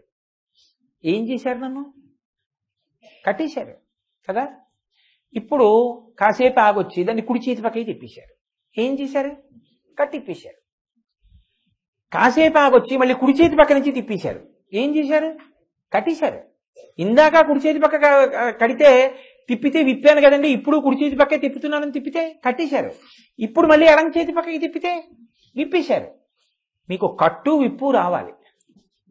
మీరు చేసేది ఎందుకు చేస్తున్నారన్నది మీకు తెలిసి ఉండాలి. అది మీరు చూడలేదనుకోండి, మనసు ఏం చేస్తుందో తెలుసా అండి, మళ్ళీ అక్కడికి తీసుకొచ్చి రజోగుణాన్ని పెడుతుంది. చూసావా నువ్వు ఎంతవాడివో, వాళ్ళందరికీ పాత్రలు ఇచ్చావు, వాళ్ళందరికీ అన్నం పెట్టావు. చూసావా నా ఫోటో వచ్చింది పేపర్లో అన్నం పెడుతున్నట్టు, కొంచెం యువతల పక్క ఇది ఇవ్వాల్సింది. వాడెందుకు పక్కన 1000 రూపాయలు ఇచ్చాడు, నేను 10,000 ఇచ్చాను, వాడి ఫోటో నా ఫోటో కూడానా అంటాడు. అయిపోయిందా? అది రాకుండా ఉండాలంటే ఏంటి దిక్కుమాలి ఫోటో ఎందుకు? ఎప్పుడు వేయమన్నాడు వీడిని? అన్నం పెడితే ఫోటో వేస్తారా? తప్పు కదూ అని మీరు అనగలిగారు అనుకోండి. వాడికి ప్రేమతో పెట్టాను నేను, ప్రేమతో పెడితే ఫోటో ఎందుకు అని మీరు అన్నారనుకోండి, అది భూతదయ. భూతదయ అంటే సమస్త ప్రాణులను ప్రేమించగలిగినటువంటి లక్షణం. ఆ ప్రేమించగలిగినటువంటి లక్షణము వస్తే దానిలోంచి దయ పుడుతుంది. ప్రేమ లేని దయ పుట్టే అవకాశం ఉండదు. ప్రేమ లేకుండా చేసే పనులు ఎందుకు పనికొస్తాయంటే రజోగుణ సంపర్కానికి పనికొస్తాయి. ప్రేమ ఏం లేదు, వీడి అహంకారం తృప్తి పొందడానికి వాడికి ఏదో ఉపకారం చేస్తాడు అంతే తప్ప ఇంకొకలా చేయడు. మీరు చూడండి, కొంతమంది బనీన్లు ఇస్తుంటారు. ఆ బనీన్ల వెనక ఫలానా వారు మరణించినప్పుడు వారి పుత్రుడు ఫలానా వారిచే బహూకరింపబడిందో దానం చేయబడి ఓ గ్లాస్ ఇస్తాడు, దాని చుట్టూ ఉంటుంది ఏమో రాసి, ఫలానా వారు చచ్చిపోతే 11వ రోజు ఈ గ్లాస్ ఇవ్వబడిందని. ఎందుకది అంటే ఆ గ్లాస్ ఉన్నన్నాళ్ళు అది కూడా ఉండాలని. అది ఉండకపోతే మీ నాన్నగారు తృప్తి పొందరేంటి? అంత చిత్ర విచిత్రమైనటువంటి స్థితిలో ఉంటాయి. అలా ఉండకూడదు. భూతములను ప్రేమించడము వలన దయ ఉండాలి. ప్రేమించడం ఎందుకు ప్రేమించాలి? ఒక్క కారణానికే ప్రేమించాలి. ఎందుకో తెలుసా అండి, ఈశ్వరుడండి అందులో ఉన్నదని ప్రేమించాలి. అక్కడ మళ్ళీ ముడిపడదు. ఏమండి, నేను తింటే నాలో ఉన్నటువంటి ఏ ఈశ్వరుడు తృప్తి పొందుతున్నాడో వారు తిన్నా ఆ ఈశ్వరుడే తృప్తి పొందుతాడు. అందుకని నేను ఒక్కడిని తినేయడం కాదు, నేను తినే వారికి లేదు కాబట్టి వారికి కూడా పెడితే వారిలో ఉన్న ఈశ్వరుడు కూడా తృప్తి పొందుతాడు, అందుకుని ఇస్తున్నానని ఇవ్వాలి.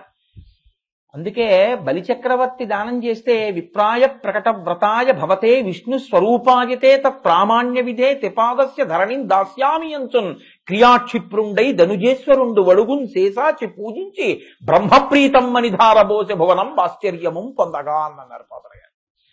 అందుకే సనాతన ధర్మంలో మీరు ఒక గమ్మత్తు గమనించి ఉంటారు.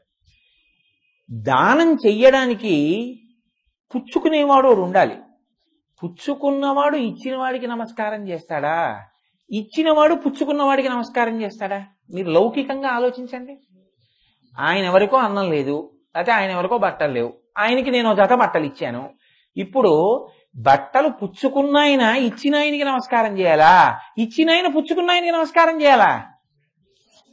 లౌకికంగా చెప్పండి నాకు, నేను వైదికంగా అడగట్లేదు మిమ్మల్ని. ఉపకారం పొందినవాడు కదండి నమస్కారం చేయాలి. బట్టలు పుచ్చుకున్నవాడు బట్టలు ఇచ్చిన వాడికి నమస్కారం చేయాలి. కానీ మనం ఏం చేస్తాం?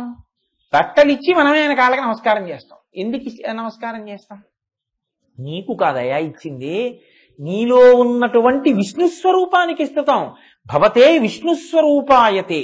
ఈశ్వర, నా దగ్గర ఈనాడు ఈ పంచి నువ్వు గ్రహించావు కాబట్టి దాన్ని పుణ్యంగా మార్చావు. ఇక్కడ నా ద్రవ్యం పుణ్యంగా మారింది. పుణ్యంగా మారింది కాబట్టి ఈ జీవుడికి వచ్చే జన్మలో కట్టుకోవడానికి బట్ట ఇస్తావు నువ్వు, దీన్ని అడ్డుపెట్టి. అలా నువ్వు ఆయనలో విష్ణువుగా పుచ్చుకోకపోతే వస్త్రదానం చేసిన పుణ్యం నాకెక్కడిది? ఉత్తర జన్మలలో మళ్ళీ నేను బట్ట కట్టుకోవడానికి, నలుగురికి పెట్టడానికి నాకు పుణ్యం ఏది? కాబట్టి నాకు ఈ పుణ్యం కట్టబెట్టినవాడు ప్రతిగ్రహీతగా ఉన్నాడు. ఆ ప్రతిగ్రహీతగా నిలబడి పుచ్చుకున్న విష్ణువా నీకు నమస్కారం. ఈశ్వరుణ్ణి చూసి నమస్కరిస్తాం. అందుకే సనాతన ధర్మంలో పుచ్చుకున్నవాడు ఇచ్చిన వాడికి నమస్కారం చెయ్యడు, ఇచ్చినవాడే పుచ్చుకున్నవాడికి నమస్కారం చేస్తాడు. కారణం ఏమంటే ఇదే. మీకు ఈ సంస్కృతి, ఈ ఔదార్యం మిగిలిన చోట్ల కనపడదు. అందుకే భారతదేశంలో దాన ధర్మాలు చేయడానికి సంఘాలు ఉండవు. దానం చేయడానికి సంఘాలు పెట్టడం ఈ దేశానికి తెలియని విషయం. నాకు ఎక్కడైనా పురాణంలో చూపించండి. ఉచిత నేత్ర చికిత్సలు చేయించుట కొరకు ఒక సంఘము స్థాపింపబడినది అని ఏ రామరాజ్యంలోనో ఎక్కడో ఒక శ్లోకం నాకు చూపించండి. ఉండదు. ఎందుకు ఉండదో తెలుసా అండి? నా కుండలి, నా మకుటి, నా స్రగ్వి, నాల్పభోగవాన్, నా హస్తాభరణో, నానులిప్తాంగో, నాణ్య విద్యతే. అక్కడ ఉన్న వాళ్ళందరూ ఎవరికి వారే దానం చేసుకుంటారంతే. ఊళ్ళోకి ఎవరో వచ్చారు, అయ్యా మీరు ఈ ఊరికి అతిథిగా వచ్చారు, రండి మా ఇంట్లో భోజనం చేయండి అంటారు. ఆయన ఎవరికో కష్టం వచ్చింది, ఈయన దగ్గర ఉంది, ఈయన పట్టుకెళ్ళి ఆయనకి ఇస్తాడు. అసలు దానం చెయ్యడానికి సిద్ధంగా ఉంటారు. తన ద్రవ్యం పుని ఎవరికి వారు సనాతన ధర్మాన్ని జాగ్రత్తగా పాటిస్తే అందరూ అందరికీ అండదండలుగా నిలబడగలరు, అందరూ సంతోషంగా నిలబడగలరు. ఇది ఈ దృష్టి కోణం అలవాటైందనుకోండి, ఇది ప్రేమలోంచి పుట్టేటటువంటి గుణం. మీరు అందుకే చూడండి, మన వాళ్ళు ఏది అనవసరంగా పెట్టరు. కార్తీక మాసంలో పౌర్ణమి తిథి వస్తుంది. పౌర్ణమి తిథి అయితే ఇంట్లో చేస్తాం, కృత్తికా నక్షత్రం అయితే దేవాలయంలో చేస్తాం. శివకేశవుల ఆలయాల రెండిటిలోనూ జరిగేటటువంటి ఒకే ఒక ఉత్సవం కృత్తికా దీపోత్సవం. అరుణాచలంలో కొండ మీద పెద్ద దీపమే వెలిగిస్తారు. ఆ రోజున ఇంటింటే దీపాలు పెడతారు. కార్తీక పౌర్ణమి దీపాలు పెట్టారండి అంటారు. ఆ కార్తీక పౌర్ణమి నాడు ఉపన్యాసం చెప్తే 6-7 అయిపోతే తప్ప సభకి ఎవరు పెద్దగా రారు, ప్రత్యేకించి స్త్రీలు. ఎందుకంటే ఇళ్లలో దీపాలు పెట్టుకుంటారు. కార్తీక పౌర్ణమి నాడు దీపాలు పెట్టుకోవాలి అని, ఇంటింట దీపాలు ఎత్తాలని ఎందుకు చెప్పారు? గుళ్ళల్లో దీపాలు ఎందుకు ఆ రోజున దీపాలు పెట్టడం? అంటే మనకి పెద్దలు ఒక విషయాన్ని ఆ రోజున బోధ చేస్తారు. కేవలం దీపం పెట్టమని చెప్పరు. ఆ రోజున ఏం చేయాలంటే, మీరు దామోదర స్వరూపాన్ని కానీ త్రయంబక స్వరూపాన్ని కానీ, త్రయంబకుడు అంటే శివుడు, దామోదరుడు అంటే విష్ణువు, విష్ణువైనా శివుడైనా ఒకటే. కానీ మీ మనస్సుని బట్టి త్రయంబకుణ్ణి కానీ దామోదరుణ్ణి కానీ దీపం మీదకి ఆవాహన చెయ్యాలి. ఆవాహన చేసి అక్షతలు వేసి మీరు దీపం దగ్గర నిలబడి ఒక శ్లోకం చెప్పాలి. ఆ శ్లోకం చెప్తేనే మీరు మనుష్య జన్మ ఎత్తినందుకు ప్రయోజనం. మీరు ఆ శ్లోకం చెప్పకుండా దీపం పెట్టారనుకోండి, మీకు అసలు మనుష్య జన్మ ప్రయోజనం తెలియలేదని గుర్తు. ఆ రోజు దీపం పెడితే ఒక మాట చెప్తాం, కీటాః పతంగాః మశకాశ్చ వృక్షాః జలే స్థలే ఏ నివసంతి జీవాః దృష్ట్వా ప్రదీపం నచ జన్మ భాగినః భవంతి త్వం శ్వపచాహి విప్రాః అని చెప్తాం శ్లోకం. అంటే కీటాః పురుగులు, పతంగాః అంటే చిన్న చిన్న దోమలు, ఈగలు మొదలైనటువంటివి కాకుండా కొద్దిగా రెక్కలు ఉన్నటువంటివి. కీటాః పతంగాః మశకాశ్చ వృక్షాః. మశకం అంటే దోమ లాంటివి, వృక్షాః చెట్లు మొదలైనవి కదలలేనివి. జలే స్థలే ఏ నివసంతి జీవాః. జలే అంటే నీటిలో బతికేవి, స్థలే అంటే భూమి మీద బతికేవి. ఏవి తమంత తాము దీపము పెట్టలేవో, ఏవి తమంత తాము పుణ్యము చేసుకోలేకపోతున్నాయో, ఏవి ఈ దీపం పెట్టి ఈశ్వరుణ్ణి చేరలేక ఇలా నిలబడిపోయాయో, వాటి మీదకి ఈ దీప కాంతి ప్రసరించడం వల్ల ఈ దీపం పెట్టిన పుణ్యం వాటి ఖాతాలో కూడా పడి అవన్నీ కూడా మళ్లీ పుట్టవలసిన అవసరము లేని స్థితిని పొందుగాక. అందుకు పెడుతున్నాను ఈ దీపాన్ని అని చెప్తాను. జలే స్థలే ఏ నివసంతి జీవాః దృష్ట్వా ప్రదీపం నచ జన్మభాగినః. ఈ దీప కాంతి ఎంత దూరం పడుతోందో అంత దూరంలో కాంతి పడినంత మేర ఉన్న ప్రాణులన్నీ మోక్షాన్ని పొందుతాయి. ఇప్పుడు మీరెందుకు పెట్టారా దీపం అంటే ప్రాణికోటి ఎందు ప్రేమ. అయ్యో ఎప్పుడు ఏ తప్పు చేశాడో ఇవాళ పురుగై పడిపోయి ఉన్నాడు. ఇంకా ఇక్కడ పెట్టిన దీపం బయట ఉన్న దోమ మీద, ఈగ మీద, చెట్టు మీద పడుతుంది. జలేస్థలే చాప ఉంది, చెరువులో కూర్చుని ఉంటుంది, దాని మీద ఎలా? అందున ఆకాశ దీపం ఎక్కించి ఆ దీపాల కాంతులు నీళ్ల మీద పడతాయి. పడితే నీళ్లల్లో ఉన్నవి కూడా మోక్షమును పొందుగాక. భూతదయాం విస్తారయ. ఇది శంకరుల ప్రతిపాదన. ఇది సనాతన ధర్మం యొక్క గొప్పతనం. ప్రేమ అన్న మాటకి మారు పేరు సనాతన ధర్మం. వాణ్ణి వీణ్ణి కాదు, సమస్త భూతములను ప్రేమించమని చెప్పి. కాబట్టి మీరు భాగవతంలో రంతిదేవోపాఖ్యానము అని ఒక ఉపాఖ్యానం, చాలా చిన్న ఘట్టం కానీ అత్యద్భుతమైనటువంటి ఘట్టం. ఆయన ఏం చేతకానివాడు కాడు, దరిద్రుడు కాదు, గొప్ప చక్రవర్తి. అటువంటి వాడు తన దగ్గర ఉన్న ఐశ్వర్యాన్నంతటినీ దానం చేసేసాడు. ఇంత దానం చేసేసిన తర్వాత తనకి తన కుటుంబానికి తినడానికి లేకుండా పోయింది. 48 రోజుల పాటు మాడిపోయాడు అంతఃపురం.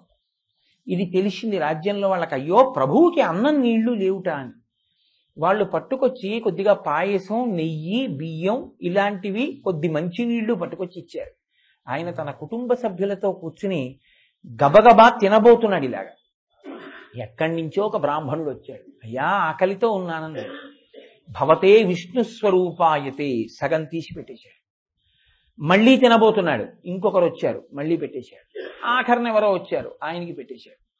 చిట్ట చివర మంచినీళ్లు మాత్రమే ఉన్నాయి, అవి తాగుదాం అనుకుంటున్నాడు. ఈ మంచినీళ్లు దొరికితే చాలండి, నా ప్రాణాలు నిలబడతాయని వచ్చారు. ఆయన అన్నాడు, ఎప్పుడో చదివిన భాగవతం నేను, అన్నము లేదు, కొన్ని మధురాంబవులున్నవి త్రావుమన్నా. రావన్నా శరీరధారులకు కలిగిన ఆపదల్ తొలగించి వారికి మేలు చేయుట కంటే అన్య సుఖమున్నదే. నాకు దిక్కు పురుషోత్తముడొక్కడే సుమ్ము పుల్కసా అన్నాడు. పుల్కసా అని ఎవ్వరూ మాట్లాడడానికి కూడా ఇష్టపడనటువంటి వ్యక్తి వచ్చి నీళ్లు అడిగితే ఆయనకి ఆ నీళ్లు ఇచ్చేసాడు. ఇచ్చేసి నీళ్లు తాగమని, ఆ నీళ్లు తాగేసిన తర్వాత అన్నాడు, ఆహాహాహా నేను తాగితే ఉంది, నేను తింటే ఉందయా, సమస్త భూతకోటిలో ఉన్న ఆకలి దాహం ఒకటే కదా. ఇలా మనుష్యులకు వచ్చినటువంటి, సమస్త భూతములకు వచ్చినటువంటి కష్టములను తొలగించగలిగినటువంటి శక్తి నాకు ఉండి వాళ్ళ కష్టం తొలగి వాళ్ళు సంతోషిస్తుంటే చూడ్డం కన్నా నాకు ఇంకేం కావాలయా? అయితే మరి నువ్వెలా ఉంటావు అంటావేమో, నాకు దిక్కు పురుషోత్తముడొక్కడే సొమ్ము పుల్కసా, నాకు పురుషోత్తముడొక్కడే దిక్కు అన్నాడు. నేను నీలో ఈశ్వరుణ్ణి చూస్తున్నానయా, తృప్తిలో తాగేసి మంచినీళ్ళు అన్నాడు. ఆయన దగ్గరికి వచ్చి అన్నం అడిగిన వాళ్ళు, నీళ్ళు అడిగిన వాళ్ళుగా ఎవరొచ్చారో వాళ్ళు బ్రహ్మ విష్ణు మహేశ్వరులు సాక్షాత్కరించారు. నీకేం కావాలన్నారు. నువ్వు ఎలా ప్రతి ప్రాణి హృదయములోనూ ఉంటావో అలా నేను కూడా ప్రతి ప్రాణి హృదయములో ఉండి వాళ్ళ కష్టాన్ని నేను భరించే అనుగ్రహం నాకు ఇయ్యన్నాడు. ఎందుకంటే ఆ భూతములు బాధపడితేనే చూడలేనన్నాడు. ఇది ఆయన ప్రేమ. భూతదయాం విస్తారయ. భూతదయ కలగడానికి మార్గం ఏదై ఉండాలంటే, నీకుందని వాడికి పెట్టానండి అనకూడదు, వాడికి లేదని నేను ఇచ్చానండి అనకూడదు, వాడి మీద ప్రేమతో ఇచ్చానండి, పరమ ప్రేమతో ఇవ్వాలి. మీ అబ్బాయికి నువ్వు ప్యాంటు చొక్కా కుట్టించావు, నాన్నగారండి నాకు ఆఫీసులో టైం కుదరట్లేదు, నాకు ఒక బ్లాక్ ప్యాంటును దాని మీద ఎల్లో షర్ట్ ఒకటి తెచ్చిపెట్టండి అన్నాడు. మీరు కాకినాడలో కుట్టించి హైదరాబాద్ పట్టుకొచ్చారు, దీన్ని సభలో ఇస్తారేంటి? నేను మా అబ్బాయికి ప్యాంటు చొక్కా కుట్టించి తిని అని సభాముఖంగా మీ అబ్బాయిని పిలిచిస్తారా? ఎవ్వరికీ తెలియక్కర్లేదు. మీకు ఇచ్చిన విడిదిలో నిశ్శబ్దంగా పెట్టి తీసి, నువ్వు అడిగావు కదా ఇదిగో ప్యాంటు చొక్కా తీసుకొచ్చానరా కట్టుకో అని ఇచ్చేస్తారు. ఎందుకంత రహస్యంగా ఇచ్చి వాడు కట్టుకుంటే మీరు జుర్రేసుకున్నారు వాడిని చూసి ఆనందంతో ఆ రూపాన్ని? మీకు ప్రేమ ఉంది కాబట్టి. ఇంకోళ్ళకి అన్నం పెడితే ఫోటో ఎందుకు అంటే దయ లేదు కాబట్టి, ప్రేమ లేదు కాబట్టి. ప్రేమ లేని దయ అట్టహాసానికి పనికొస్తుంది, ప్రేమతో కూడిన దయ అభ్యున్నతికి పనికొస్తుంది. అందుకే మన వాళ్ళు అన్నం పెడితే నారాయణ సేవ అంటారు, నారాయణ సేవ చేస్తున్నామంటారు. కానీ ఇంకొక మాట అనరు. భగవాన్ రమణులు శరీరంతో ఉన్న రోజుల్లో ఒక ఆశ్చర్యకరమైన విషయం జరిగింది. ఆయన ఏం చేసుకోరు, కానీ ఆయనకి చేశారు. శిష్యులందరూ కలిసి జన్మదినోత్సవం చేశారు. చేస్తే అప్పుడు ఏదో 12-1 గంట అయింది, పూర్ణాహుతి అవి అన్నీ అయిపోయిన తర్వాత నారాయణ సేవ మొదలు పెడుతున్నాం అన్నారు. అన్న తర్వాత అక్కడ ఉన్నటువంటి వాళ్ళు ఆర్గనైజర్స్ అని ఉంటారు కదండి కొంతమంది, వాళ్ళు అన్నారు ముందు అడుక్కునే వాళ్ళకి పెట్టేసేయండి అన్నారు. అంటే వీధిలో పాపం ఎవరో యాచకులు కొంతమంది నిలబడున్నారు. ఇప్పటికీ రమణాశ్రమంలో ముందు యాచకులకే నారాయణ సేవ. వాళ్ళని లోపలికి పిలిచి కూర్చోబెట్టి వాళ్ళకి వడ్డిస్తున్నారు. వడ్డిస్తుంటే హైకోర్టు జడ్జెస్ వాళ్ళు అందరూ లోపల ఉన్నారు. వాళ్ళకి పంక్తి వేశారు. వేసి వాళ్ళందరూ ఏరి భగవాన్ నేరి అన్నారు. అంటే ఏరి భగవాన్ నేరి అని, ఏరి భగవాన్ నేరి, అయ్యో ఎటిలిపోయారని అందరూ వెతుకుతున్నారు. ఈయన వెళ్ళి వాళ్ళ దగ్గర కూర్చుని అన్నం తింటున్నారు. తింటుంటే వీళ్ళు వచ్చన్నారు, అదేంటి భగవాన్ ఇక్కడ కూర్చుని తింటున్నారు, మీకోసం లోపల జడ్జెస్ వాళ్ళు వెయిట్ చేస్తున్నారు. ఆయన అన్నారు, అడుక్కునే వాళ్ళకి పెట్టండి అన్నారుగా, నేను అంతేగా, నాకేముంది, అందుకని ఇక్కడే కూర్చున్నాను. ఇప్పుడు పొరపాటు అయిపోయింది మహానుభావ, మమ్మల్ని మన్నించండి. నారాయణ సేవ, అందరిలో ఉన్న నారాయణుడికి అన్నం పెడుతున్నాం కానీ అడుక్కునేవాడికి అన్నం పెట్టట్లేదు. మా పొరపాటు మన్నించి రెండంటే అప్పుడు లేచి వచ్చారు. గురువు అనేక రకాలుగా మార్గం చూస్తాడు, ఎలాగో అలా శిష్యులను ధరిస్తాడు. మహాపురుషులు మహాపురుషులే. కాబట్టి శంకరులు అంటున్నారు, భూత దయాం విస్తారయ, విస్తరించాలి నా భూత దయ, తప్ప సంకుచితమైపోకూడదు. దయ అన్న పేరుతో అది రకరకాల మార్గములను త్రొక్కకూడదు.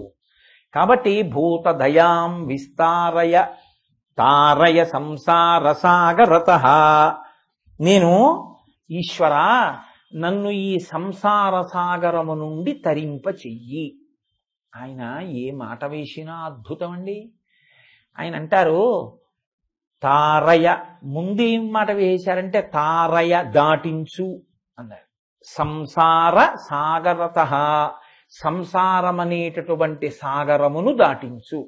చిత్రం ఏంటంటే ఎక్కడా పెద్ద ఒత్తులు కానీ పెద్ద హడావిడి కానీ ఏమి ఉండవు, చక్కగా చదువుకోవచ్చు ఆ స్తోత్రం, అలా ఉంటుంది. తారయ అన్న మాట చాలా చోట్ల వాడతారు. నమస్తారాయ నమ శంభవే చ మయోభవే చ నమ శంకరాయ చ మయస్కరాయ చ నమ శివాయ చ శివతరాయ చ అని రుద్రాధ్యాయం అష్టమానువాకంలో మంత్రం. తారాయ అంటే దాటించువాడు, దాటించగలిగిన వాటిని తారకము అంటారు. తారకము ప్రణవము రామనామము, ఈ రెండు తారకాలు లోకంలో. రామనామం తారకం, ఈ సముద్రాన్ని దాటిస్తుంది. ప్రణవము తారకము, ప్రణవము కూడా దాటిస్తుంది. అందుకని ఈ రెండింటిని తారక మంత్రములు అని పిలుస్తుంటారు, తారక నామము అని పిలుస్తుంటారు. తారయ దాటించాలి. దేన్ని దాటించాలి? సంసార సాగరతః, సంసారమనేటటువంటి సాగరమును దాటించు. ఏమి సాగరమేమి అంటే, సాగరము అంటే గర అంటే విషం, సాగరము అంటే విషముతో కూడుకున్నది అన్న శబ్దాన్ని ఆయన చూపిస్తున్నారు. ఇందులో ఉన్నదంతా ఏముంటుందంటే విషమే ఉంటుందంటే, ఇందులో ఉన్నది ఏది మీకు పనికొచ్చేసి మిమ్మల్ని వృద్ధిలోకి తీసుకొచ్చేసి ఏదో మీకు ఆధ్యాత్మిక అభ్యున్నతిని కల్పించేస్తుంది అనుకోవడం మిమ్మల్ని మీరు దిద్దుకోపోతే తేలికైన విషయం కాదు. దూర్జటి దెప్పి పొడిచాడు శివుడి దగ్గరికి వెళ్ళి, పెద్ద ఉపకారం చేశావులే అన్నాడు. ఏం చేశానన్నాడు శివుడు. అంటే నన్ను ఎంత మాయ చేశావో తెలుసా, 55 ఏళ్ళు వచ్చేసాక తెలిసింది నువ్వు చేసిన మాయ. ఏం చేశావు? ఆలంచున్ మెడకట్టి ఒక ఆవిడ్ని పట్టుకొచ్చి మెడకు కట్టావు, నీ భార్య అన్నావు. దానికి అపత్యశ్రేణి కల్పించి ఓ కొడుకు కూతురు కూడా ఉంటే బాగుండనిపించావు. ఇద్దరు పుట్టారు. ఏం చేశాను? తద్బాలవ్రాతమునిచ్చి పుచ్చుకొను సంబంధంబు కావించి ఈ అమ్మాయిని పట్టుకెళ్ళి అక్కడిచ్చాను, ఇంకో అమ్మాయిని కోడలని తెచ్చుకున్నాను. బ్యాలెన్స్ అంతే. ఓబీ రిసీట్ ఇష్యూ సిబి ఒకటే ఉంది. ఓబీ ఒక ఆడపిల్ల, రిసీట్ కోడలు, ఇష్యూ ఆడపిల్ల, సిబి ఒకటే. మళ్ళీ ఇక్కడ కొడుకు ఇక్కడ ఉన్నాడు, ఇక్కడ కూతురు అక్కడికి వెళ్ళింది, అక్కడ అల్లుడు, వాళ్ళకో కోడలు వచ్చింది. ఆఖరికి నాకేమర్థమైందంటే ఆడపిల్లనిచ్చి ఆడపిల్లని గుచ్చుకోవడం అన్న పని చేయించావు నా జీవితంలో. అంతే నేను చేసింది, అది తప్ప నాకు ఇంకేం కనపడలేదండి.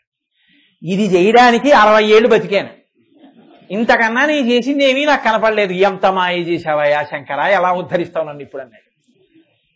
నిన్ను వదిలేస్తాననుకుంటున్నావేమో. పాలున్ బువ్వయు పెట్టెదన్ కుడవరా పాపన్న రాయన్న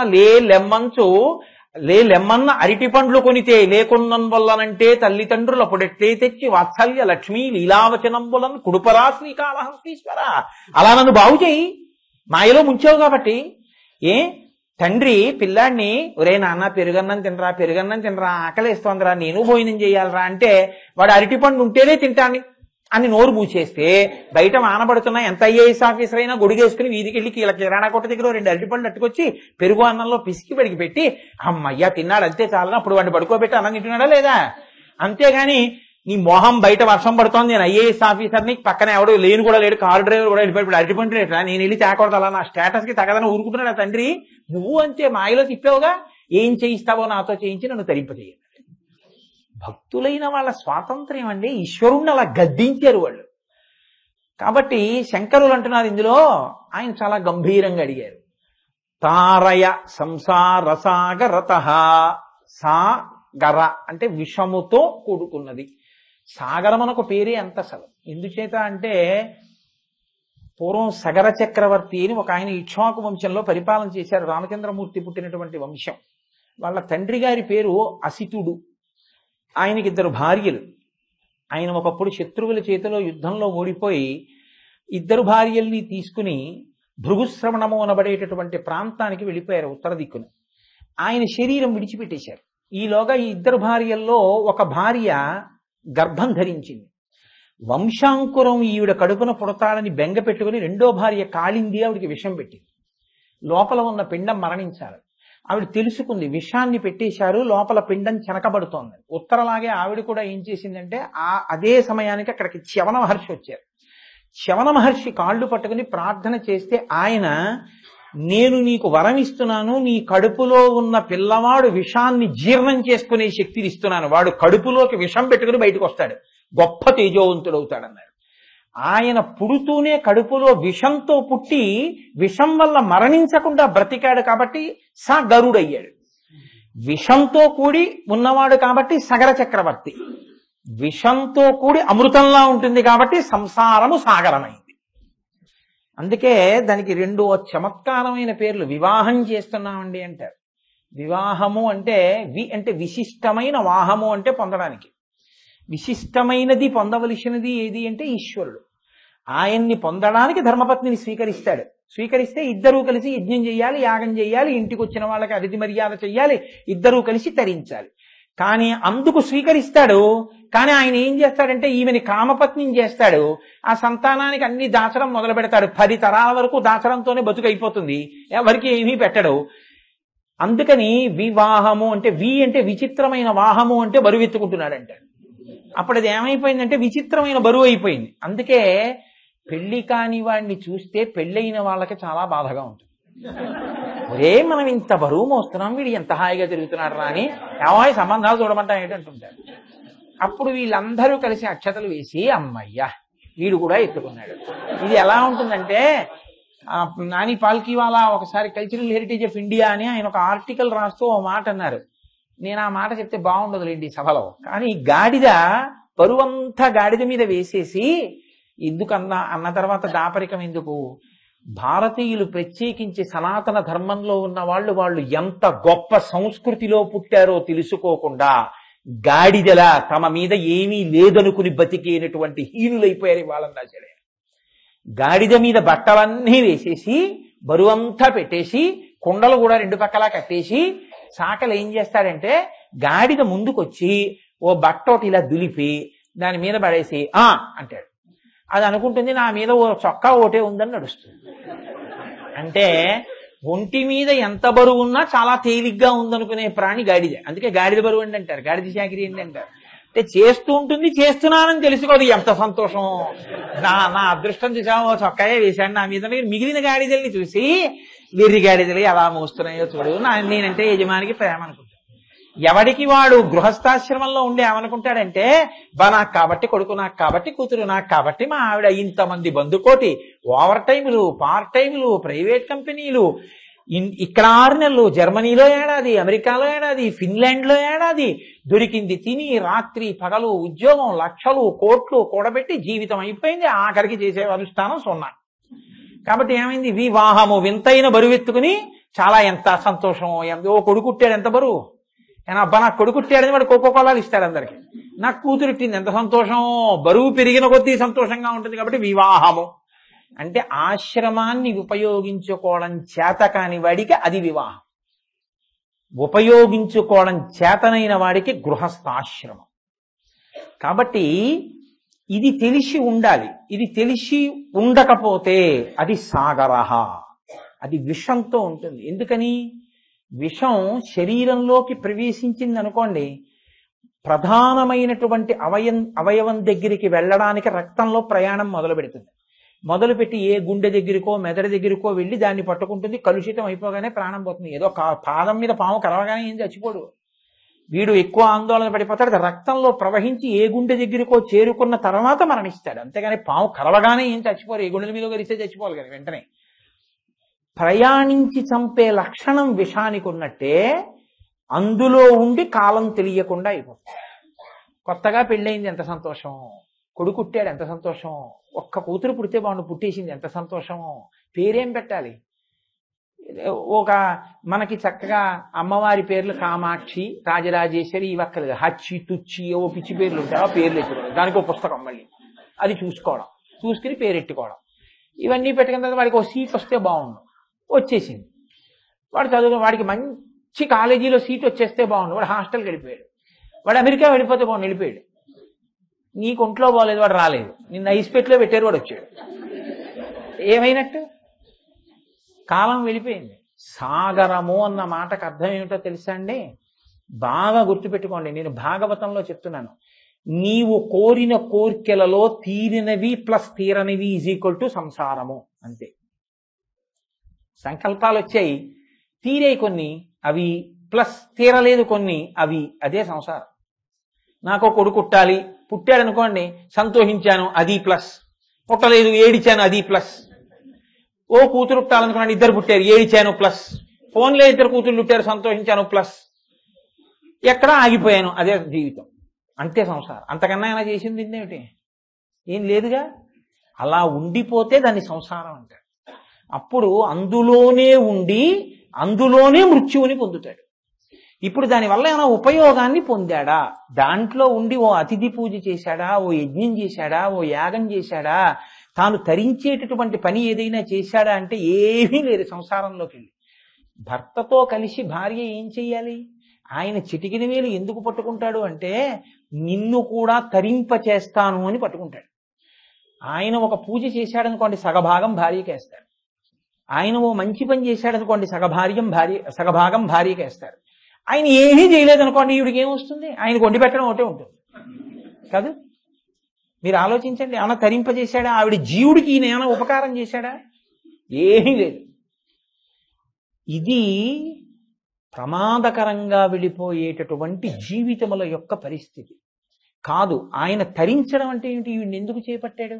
ఇద్దరూ కలిసి అగ్నిహోత్రం దగ్గర కూర్చుని ఒక యజ్ఞం చేసి లోకానికి శాంతి కలగాలని కోరాడు అనుకోండి, అప్పుడు గృహస్థాశ్రమంలో తరించాడు.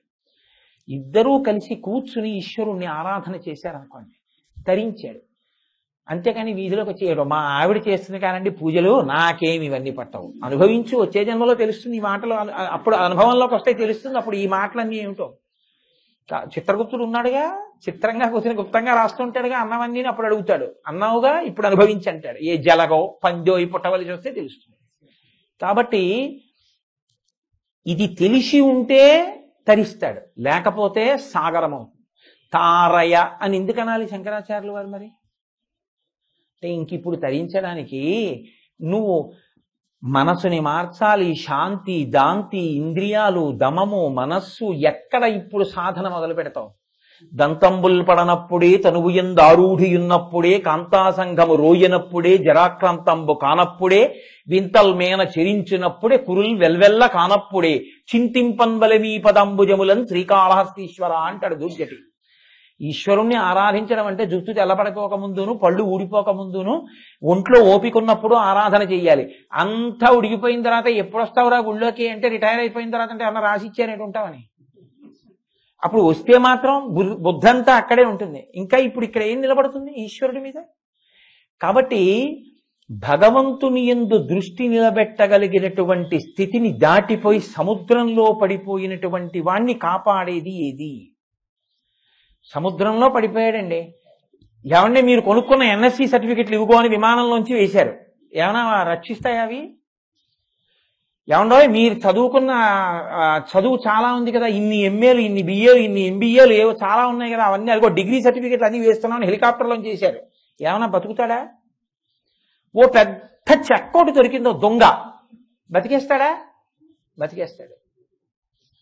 తాను తరించడానికి తాను మునిగిపోంది దొరకాలి. తాను మునిగిపోకుండా తనని మీదెక్కించుకునేదోటి ఉండాలి.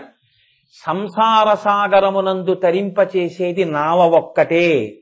నావ ఒక్కటే సముద్రంలో మిమ్మల్ని క్షేమంగా తీసుకెడుతుంది. సంసారం అనేటటువంటి సాగరంలో పడిపోయి చెయ్యవలసిన పని చెయ్యలేకపోయానని బెంగ పెట్టుకున్న వాణ్ణి రక్షించగలిగిన వాడు పరమాత్మ ఒక్కడే. అయితే ఈ మాట అంత తేలికైన మాట ఏం కాదు. తారయ సంసార సాగరతః అంటే అయిపోయేది ఏం కాదు. ఇక్కడ మీరు ఎందుకు పాడైపోయారన్నది మీరు గుర్తించి ఈశ్వరుడికి చెప్పవలసి ఉంటుంది.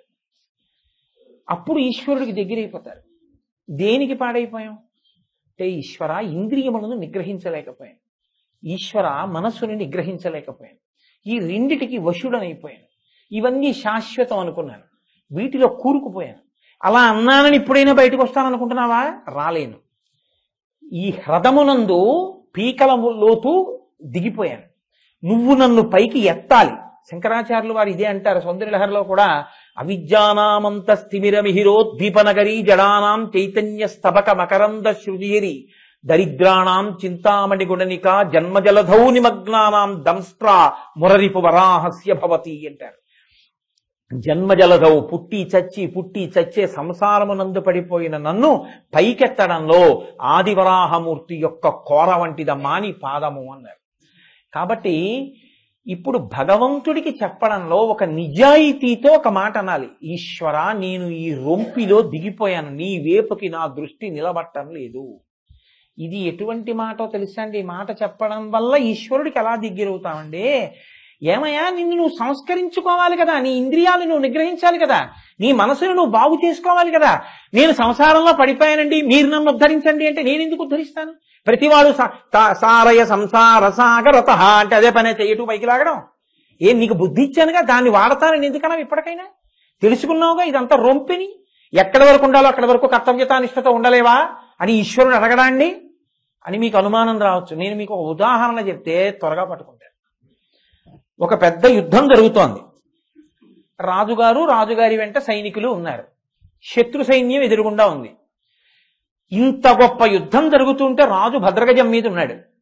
పక్కన ఉన్న ఒక సామాన్యమైన సిపాయి వంక చూశాడు. చూసి, ఒరే, నువ్వు ఇవాళ రాత్రి 11 గంటలకి నన్ను నా శిబిరంలో కలు అన్నాడు.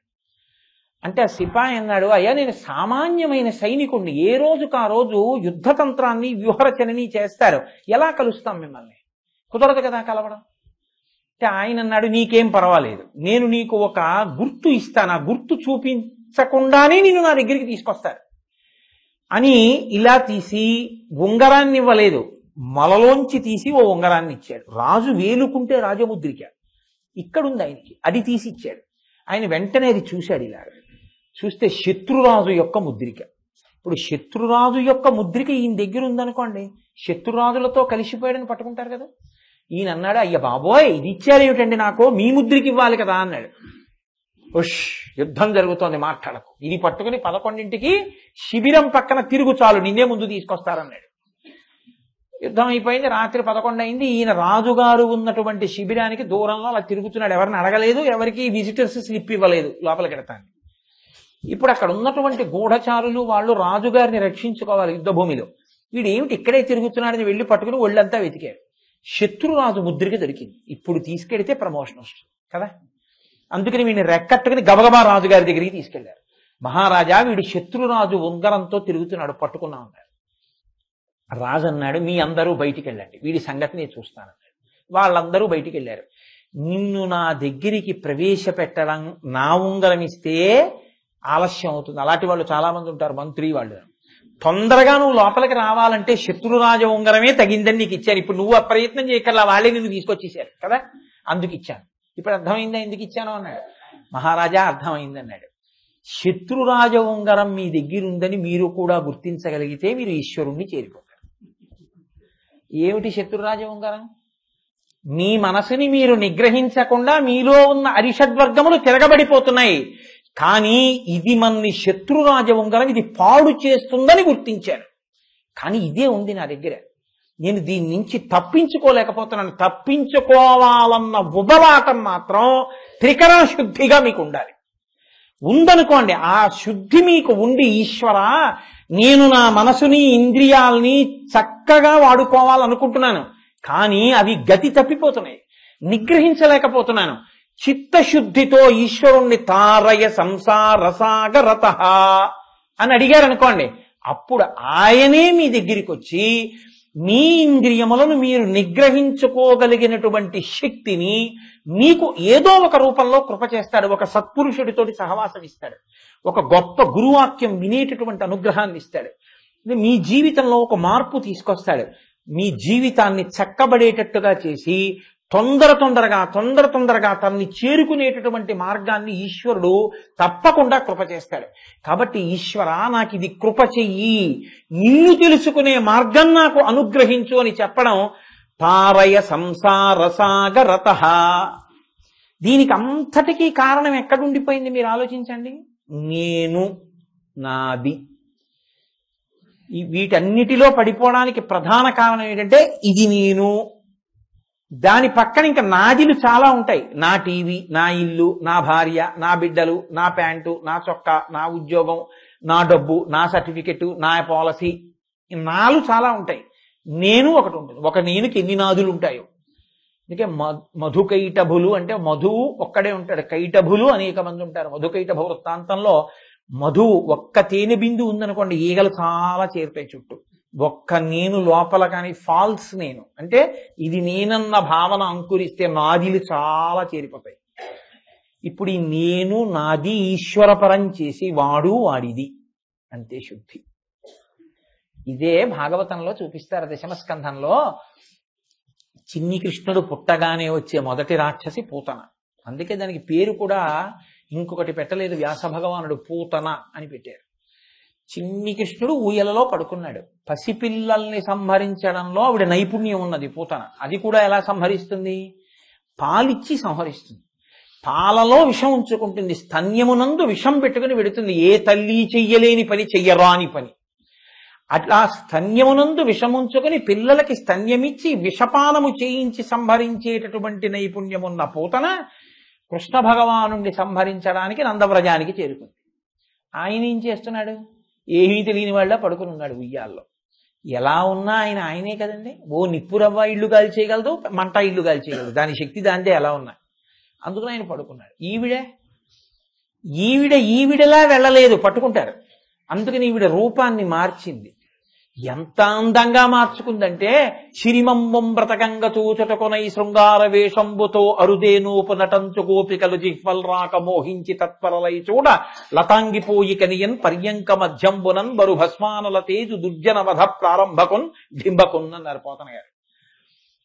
నివురుగప్పినటువంటి నిప్పులా పడుకున్నటువంటి చిన్ని కృష్ణుడి దగ్గరికి లక్ష్మీదేవిలా వేషం కట్టి వెళ్ళింది.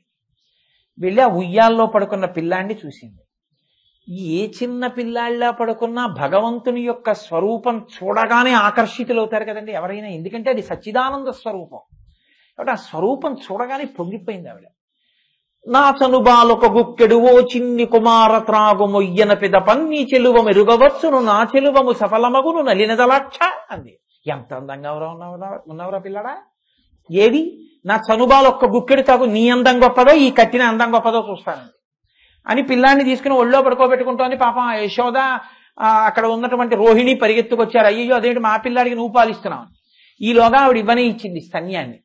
ఆ పడుకున్నటువంటి చిన్ని కృష్ణుడు ఎంత చమత్కారంగా పడుకున్నాడంటే ఆ లోకేశ్వరుడా చరాచర విభుండా బాల గోపాలుడా బాలధ్వంసిని గొంతు గంటిడి వ్యసన్ బాలెంత చందంబునన్ పాలిండ్లన్ విసమూని వచ్చుట మదించింతించిలో నవ్వుచున్ కాలంగేల కదల్పరాని కరణిన్ కన్మోర్చి గుర్పెట్టుచున్.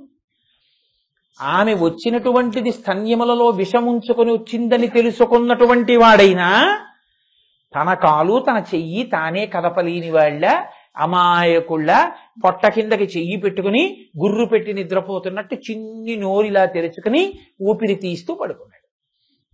ఆవిడ గబగబా ఒళ్ళో పెట్టుకుని తన స్తన్యాన్ని పిల్లాడి నోట్లో పెట్టింది. గబగబా పాలు తాగేస్తారా? పసిపిల్లలు ఎలా నటించారో అలాగే నటించాడు ఆయన. మేల్కొన్న తెరగొన మెల్లన కను విచ్చి క్రీగంట చూచుచు గిదిసి నిల్గి ఆవులించుచు చేతులాకసంబున జాతి ఒదిగిలి ఆ కొన్న యోజనూది బిగుచన్ను కవకేల కబళించి పీడించి గొక్కకు గుటుకుమనుచు ఒక 2 గొక్కలను విధ ప్రాణముల సైతము మేనిలో సత్వమెల్ల త్రావె నదియును గుండెలు తల్లడిల్ల ఇతర బాలుర క్రియవాడ వివు కాదు చన్ను విడువుము చాలుననుచు. ఆయన ఏమీ తెలియని వాళ్ళ మేల్కొన్న తెరగొన మెల్లన కనువిచ్చి క్రీగంట చూచుచు గిదిసి నీల్గి ఎంత దర్శనం చేశారో పోతన గారు. ఓ పెద్ద ఆవలింతోట ఆవలించి కష్టంగా ఇలా 2 కళ్ళు విప్పి చూసి 2 చేతులు పైకెత్తి ఇలా ఒళ్ళు విరుచుకున్నట్టుగా విరుచుకుని ఒక్కసారి ఆ నడుము పైకెత్తి మళ్ళీ కిందకి దింపి ఏ చంటి పిల్లాడు పూల పొట్లం లాంటి తన చేతితో అమ్మ స్తన్యాన్ని పట్టుకోలేక పట్టుకుని నోట్లో పెట్టుకున్నట్టుగా పెట్టుకుని 2 గుక్కలు గుటుక్కుమని చప్పుడు వచ్చేటట్టుగా పాలు తాగేటప్పటికీ మేనిలో సత్వమెల్లా పాలతో పాటు పూతనలో ప్రాణాలు కూడా తాగేశాడు. ఆత గుటుకుమనుచు ఒక 2 గుక్కలను విధ ప్రాణముల సైతము మేనిలో సత్వమెల్ల త్రావె నదియును గుండెలు తల్లడిల్ల జిమ్మ తిరుగుచు నిలవక శిరము వ్రాల. ఆవిడ తల దిమ్మిక్కిపోయి వాలిపోతుంటే విడువుమటంచు వదిలిపెట్టు అంటుంటే ఒకసారి పట్టుకుంటే వదలడం నాకు రాదు అంటాడు ఆయన. సకృదేవ ప్రపన్నాయ తమాస్మీచయాచతే అభయం సర్వభూతేభ్యో దదామ్యేత వ్రతం మమ అని కదా రామాయణంలో. అందుకుని 2 గుక్కల్లో తాగేశాడు. ఆవిడ పడిపోయింది. ఎలా పడిపోయింది?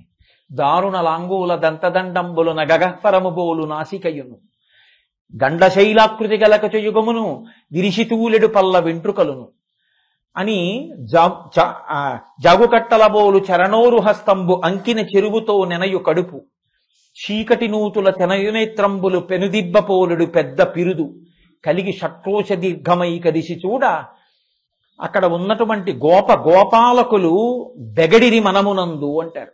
13 కిలోమీటర్ల దూరం పడిపోయింది శరీరం. అంత పెద్ద శరీరంతో చీకటి నూతుల్లాంటి కళ్ళు వెన్నుకంటుకుపోయిన కడుపుతోటి పెద్ద శరీరంతో పూతన పడిపోయింది.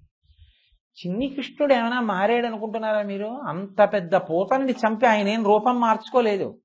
13 కిలోమీటర్ల దూరం శరీరం పడిపోయిందంటే సామర్లకోట నుంచి కాకినాడ వరకు ఉంది ఆవిడ శరీరం. ఇప్పుడు దాని మీద ఆయన ఎంత ఉన్నాడు? ఇంతే ఉన్నాడు. ఎక్కడున్నాడు? 13 కిలోమీటర్లు వెతకాలిగా. ఆవిడ ఒంటి మీద ఎక్కడున్నాడు? పాపం ఈ వెర్రి గోపకాంతలు అందరూ గబగబా శరీరం మీద చుట్టుపక్కల పైకెక్కి వెతుకుతున్నారు. ఎక్కడో ఓ చోట కనపడ్డాడు ఆడుకుంటూ. ఎక్కడ? అది కూడా స్తన్యాల మధ్యలోనే ఆడుకుంటున్నాడు. నేలంగూలిన మేటి పెన్నురముపై నిభీతి క్రీడించు ఓ బాలారమ్మని మూపు చేర్చుకొని సంస్పర్శించి ఆలార్చుచున్ గోలాంగూలము తిప్పి గోరజములం చల్లించి గోమూత్రముం చల్లి తద్బాలాంగంబుల గోమయంబలదిరా 12 నామంబులం. వాళ్ళ పిల్లాన్ని ఎత్తుకుని భుజం మీద వేసుకుని ఆవు తోక ఆయన చుట్టూ తిప్పి ఆయనకి గోమయం తీసుకొచ్చి కేశవుడు నీ భుజములను రక్షించుగాక, గోవిందుడు చరమును రక్షించుగాక, హృషీకేశుడు వక్షస్థలమును రక్షించుగాక అని పేడ పెట్టి రక్ష పెడుతున్నారు. ఆయనే కదవన్నీ. ఆయన ఏమీ తెలియని వాళ్ళ బోసి నవ్వులు నవ్వుతూ ఆడుకుంటున్నాడు. ఇప్పుడు ఆ పూతన శరీరాన్ని గొడ్డళ్లతో రంపాలతో కోసి కట్టెలు వేసి వెలిగించారు. పోతన గారు అన్నారు, పొగిలి రగులు మగువ దేహము నుండి అగరు పరిమళముల పగలు వెడలే దేహ కల్మషములు శ్రీహరిముఖమున త్రవబడుట చేసి భూవరేణ్య. ఆవిడ్ని వెలిగించి కాల్చేస్తే శరీరాన్ని అగరవత్తుల కట్టలు కాలిపోతుంటే ఎటువంటి సువాసన వస్తుందో అటువంటి సువాసన వచ్చింది. ఎందుకు వచ్చిందని అడిగారు. దేహ కల్మషములు శ్రీహరిముఖమున త్రావబడుట చేసి. దేహ కల్మషాలన్నీ శ్రీహరి తాగేశాడు. ఆయన స్తనములో పాలు తాగినప్పుడే ఆవిడ కల్మషాలు కూడా తాగాడు. ఇప్పుడు ఆవిడ పూతన అంటే ఏ విధమైనటువంటి అపవిత్రత లేనిది అయిపోయింది. ఆవిడ శ్రీహరి ముఖమున త్రాగబడుట చేసి ఆవిడ ఎలా అయిపోయిందంటే. పోతన గారు అన్నారు, ఇంత చిన్న పిల్లాడు అలా ఎలా చంపాడు అనుకుంటున్నారా? విషం ఎలా తాగాడు అనుకుంటున్నారా? విషధరరిపు గమనునికి విషగళసకునికి విమల విషసయ్యనునికి విషభవ జనకునికి విషకుచతను విషము కొనుట విషమే తలపన్న. ఆయన విషధరరిపు గమనునికి విషాన్ని కోరల్లో ఉంచుకునేటటువంటి పాములకు శత్రువైనటువంటి గరుత్మంతుడి మీద ఎక్కి తిరిగేటటువంటి అలవాటు ఉన్న శ్రీ మహావిష్ణువు యొక్క స్వరూపమైన కృష్ణ భగవానుడికి విషధరరిపు గమనునికి విషగళసకునికి కంఠంలో విషాన్ని పెట్టుకుని లోకాలన్నింటినీ కాపాడినటువంటి పరమశివుడికి చెలికాడైనటువంటి విష్ణుమూర్తికి విషధరదిపు గమనునికి విషగళస కొనికి విమల విషసయునికి నీటి ఎందు ఉండేటటువంటి పాలసముద్రంలో ఉన్న శేషతల్పం మీద పడుకునేటటువంటి శ్రీ మహావిష్ణువుకి విషం ఉన్నది కదండి ఆదిశేషువైన దాని మీద పడుకునేటటువంటి ఆయనకి భవజనకునికి విషం అంటే నీళ్లలోంచి భవ అంటే పుట్టింది తామర పువ్వు, దాంట్లోంచి పుట్టినవాడు బ్రహ్మ, ఆ బ్రహ్మకి తండ్రి ఆయన.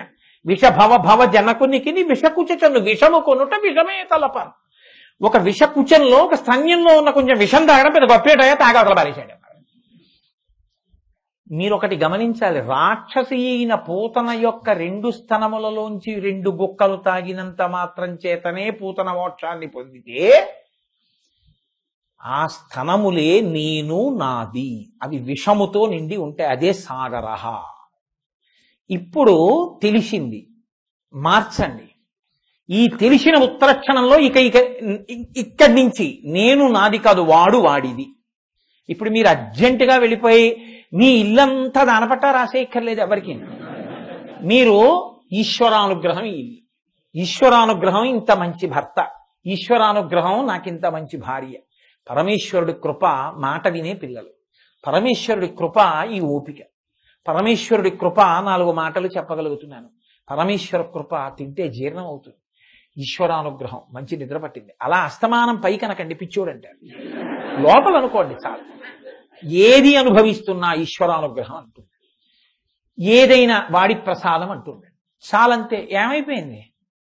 2 స్తనములలో ఉన్నటువంటి సకల కల్మషములను వాడు తాగేశాడంతే. ఈ మార్పు వస్తే తారయ సంసార సాగరత, సంసార సాగరమునందు నావయ్యి వాడు మిమ్మల్ని తరింప చెయ్యగలడు. ఇది ప్రతిపాదన చెయ్యడం దాని యొక్క లక్షణం.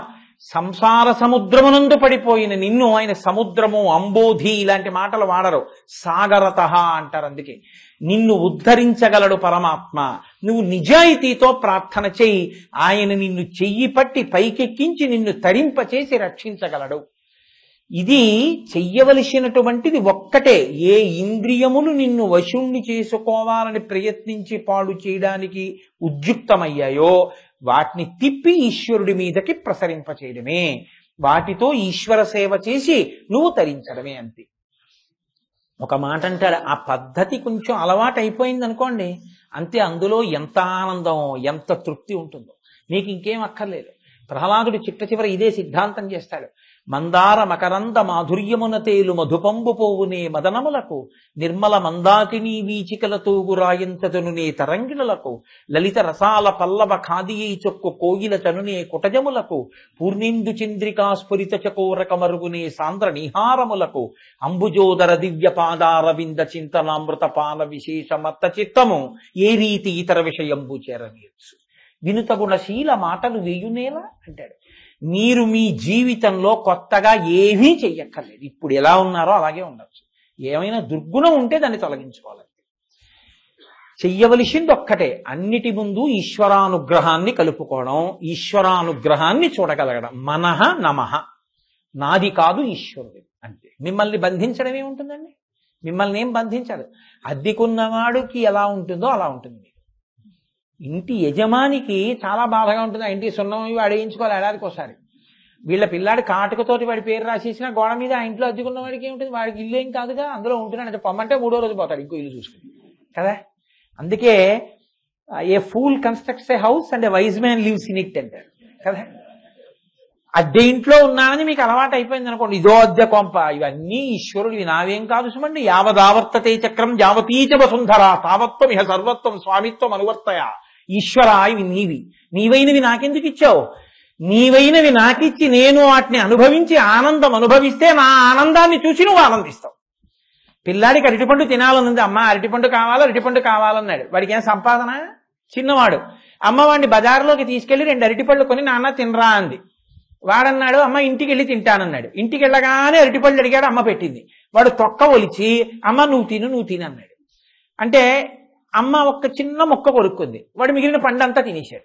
ఇప్పుడు అమ్మ ఇంటికి తండ్రి రాగానే, ఏమండో మీకు విషయం తెలుసా, వాడికి చక్కెరకెళ్ళి అరటిపండు పెడితే అమ్మ నువ్వు తినని నాకు నోట్లో పెట్టి నేను చిన్న ముక్క తిన్నాక వాడు తిన్నాడు తెలుసా అంటే, ఏం వీడేం కొన్నాడా అరటిపండు?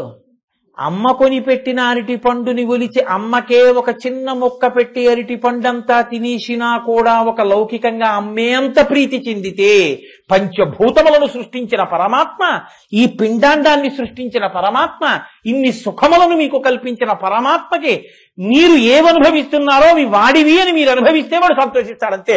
తారయ సంసార సాగరత ఒడ్డెక్కించేస్తాడు. ఈ భావన బాగా ఊంచుకోవాలి లోపల. ఈశ్వరా నాకు ఇది నువ్వు ఇయ్యి. ఈ మాట లోపల నిలబడడం కష్టమైపోతోంది. నాది నాదనే అంటున్నాను.